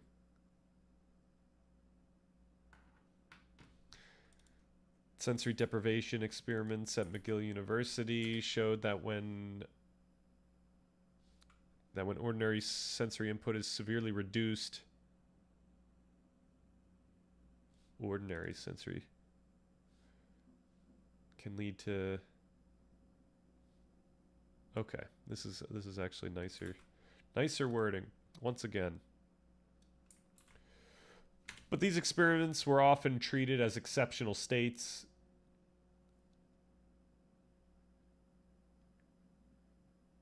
Interesting deviations from ordinary waking perception rather than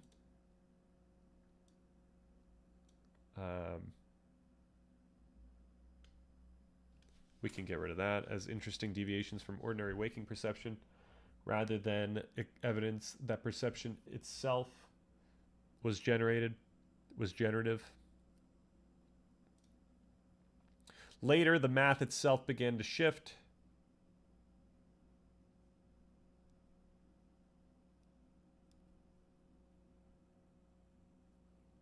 By the 1980s, the serial computer metaphor was challenged by parallel distributed processing, which modeled cognition using artificial neural networks inspired by the brain's architecture.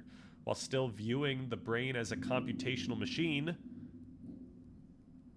this demonstrated that the brain likely computes via distributed weights and probabilities rather than linear symbolic logic, laying the necessary mathematical groundwork for hierarchical models to come. Furthermore, researchers mapping actual brain tissue found wiring diagrams that looked absolutely nothing like standard computer processing units. In 1989, prominent neuroanatomists discovered. We could probably get rid of these people. Actually, can we get like a B-roll here?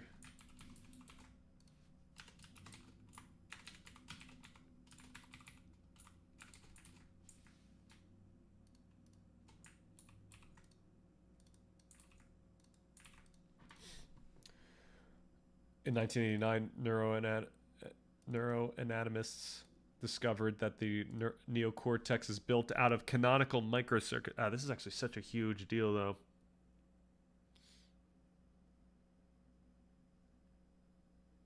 I feel like these guys are worth a name drop. That the neocortex is built out of canonical microcircuits, densely interconnected, massively recurrent loops where processing and memory are physically enmeshed. It looked nothing like the segregated linear. Okay, this is redundant.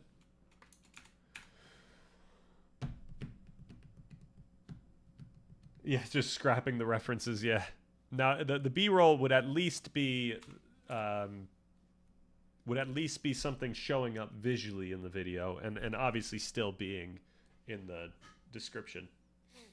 But the question is whether or not I say the words.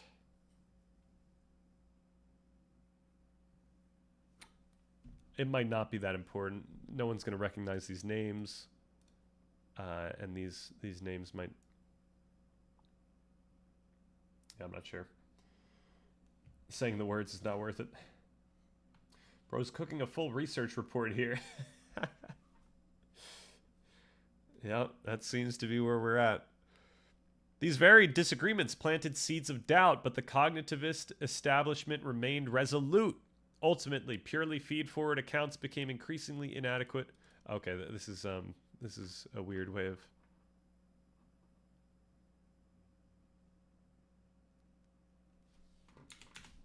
While these varied disagreements planted seeds of doubt, the cognitivist establishment remained resolute.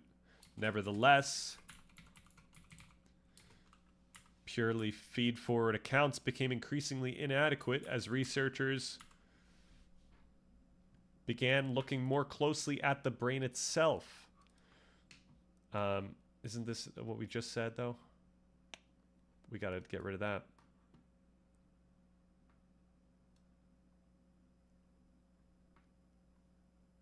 As researchers continued to learn more about the brain's architecture.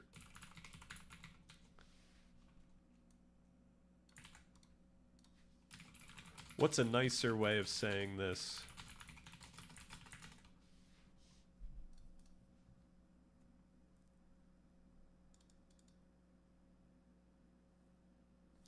Nevertheless, as researchers learned more about the brain's architecture, feed-forward accounts became harder to sustain. That is actually nicer because you put this as the first thing someone hears. Nevertheless, the more researchers uncovered about the brain's architecture, I don't know if that's nicer. The harder it became. Okay, yeah, that's not nicer. The first massive crack appeared in the 1990s as a neuroanatomist began comprehensively mapping the primate visual system. So the question is, if we actually have to have a separation here.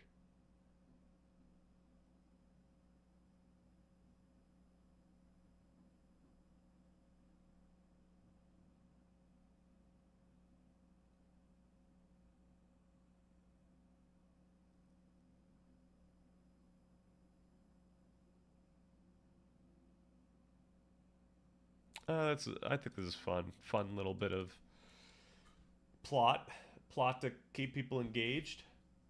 All right, let me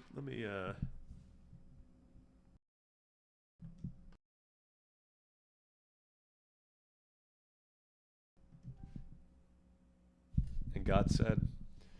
All right, the second is far more narrative, though, which is nice for YouTube. Oh, you're saying this one? The more researchers uncovered about the brain's architecture, the harder it became to maintain a purely... Yeah, I think the only thing that I don't like here is the more researchers, because that puts a lot on... That puts a lot on me to have to say this in a way that, like, to enunciate it in a way that people don't think I'm saying the more researchers, more researchers as like a thing, a quantity.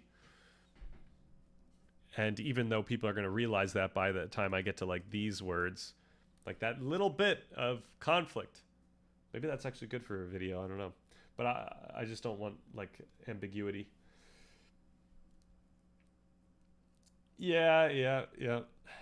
Probably more recently as everyone's using AI to generate their scripts. Okay.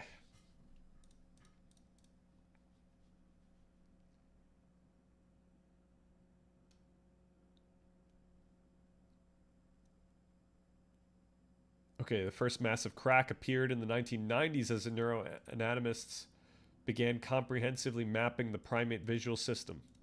They discovered a staggering... Okay. They discovered that throughout the visual pathways, top-down neural connections vastly outnumbered bottom-up connections. Looking deep into the brain's primary visual relay station,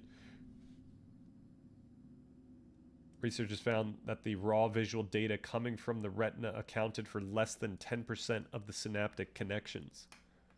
Okay, can we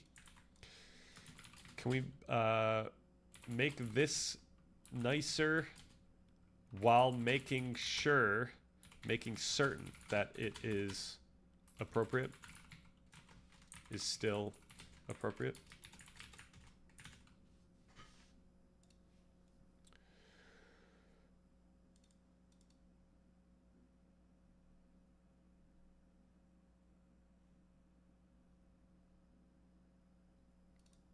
It's making a claim about this massive crack line. Wait, my words question, please. My words question. Oh, how many words is in this doc? That's a good question. How do I find this? Is it like controlled period or something? No, not these. What would it be? What's the... There's a command for this.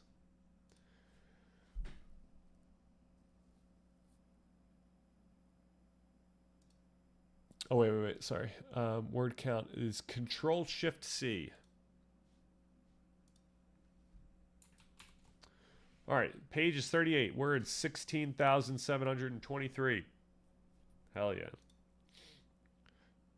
high school, I thought a 1,000-word essay was long. Just goes to show if you have something to write about. Characters excluding spaces. All right. Whoa. While typing. What does that mean? Yo. Okay.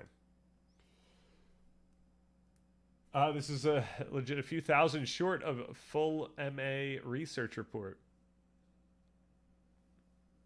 Oh, is there a minimum for those?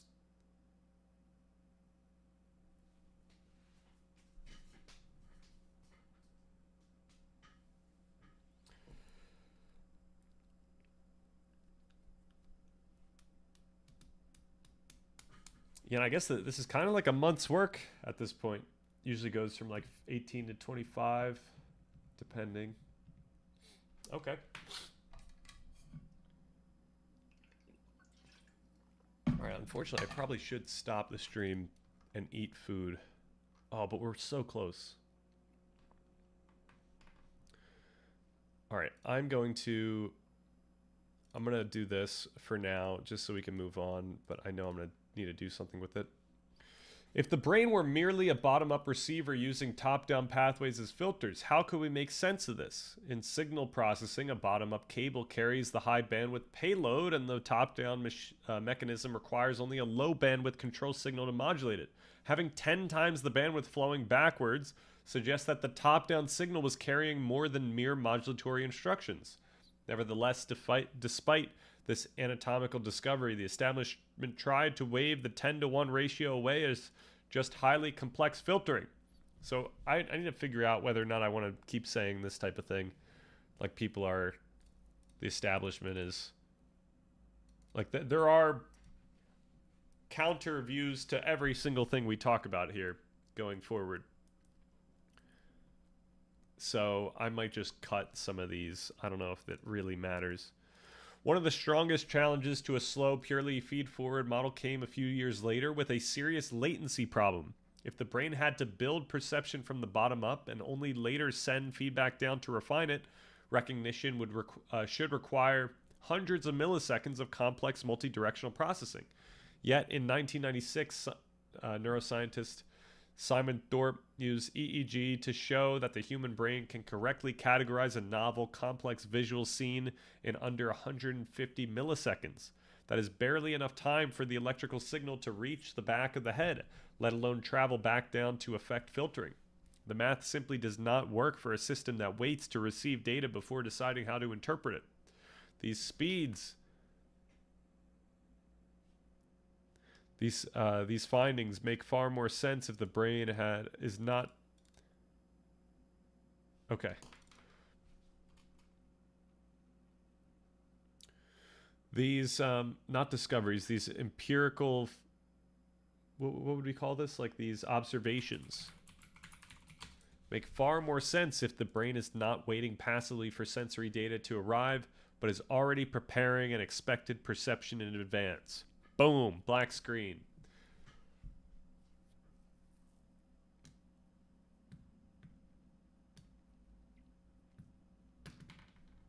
The predictive turn. By the late 1990s, the latency problem had effectively weakened the feed-forward filter model, and cognitive science had to reach back a century and resurrect Helmholtz. Neuroscientists began to suspect that the old picture had the flow of information partly backward. I feel like backwards sounds so much nicer. The brain was not merely filtering reality, it was predicting it. A brief contextual note as we cross into the 21st century. Up to this point, our journey has been a story of competing sequential paradigms, one model of the brain overthrowing the last. However, from the 1990s onward, the narrative changes. We are no longer moving through a chronological sequence of one. This is redundant now.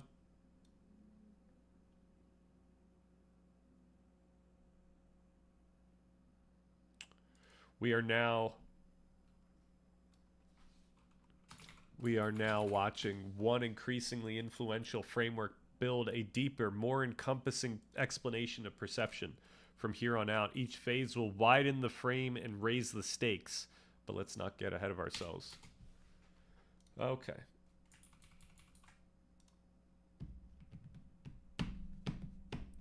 All right. How much of 38 do we have? Oh, look at this. We're close. We're close to going down to 37. Awesome. And we are only here. So maybe we can get more, we can cut away more fat.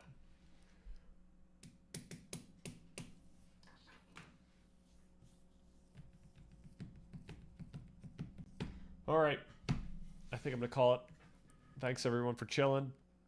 Thanks again for Void Slothy, the follow. Huge shout out. Thank you, VIP Marissa, for the raid. Huge shout out. Thanks for any of the lurkers. Shout out. And yeah, hope everyone has a good rest of the day. I don't know. I don't think I'm doing raids yet. But I do appreciate you looking out for other creators. All right. Have a good one, everyone. See you later.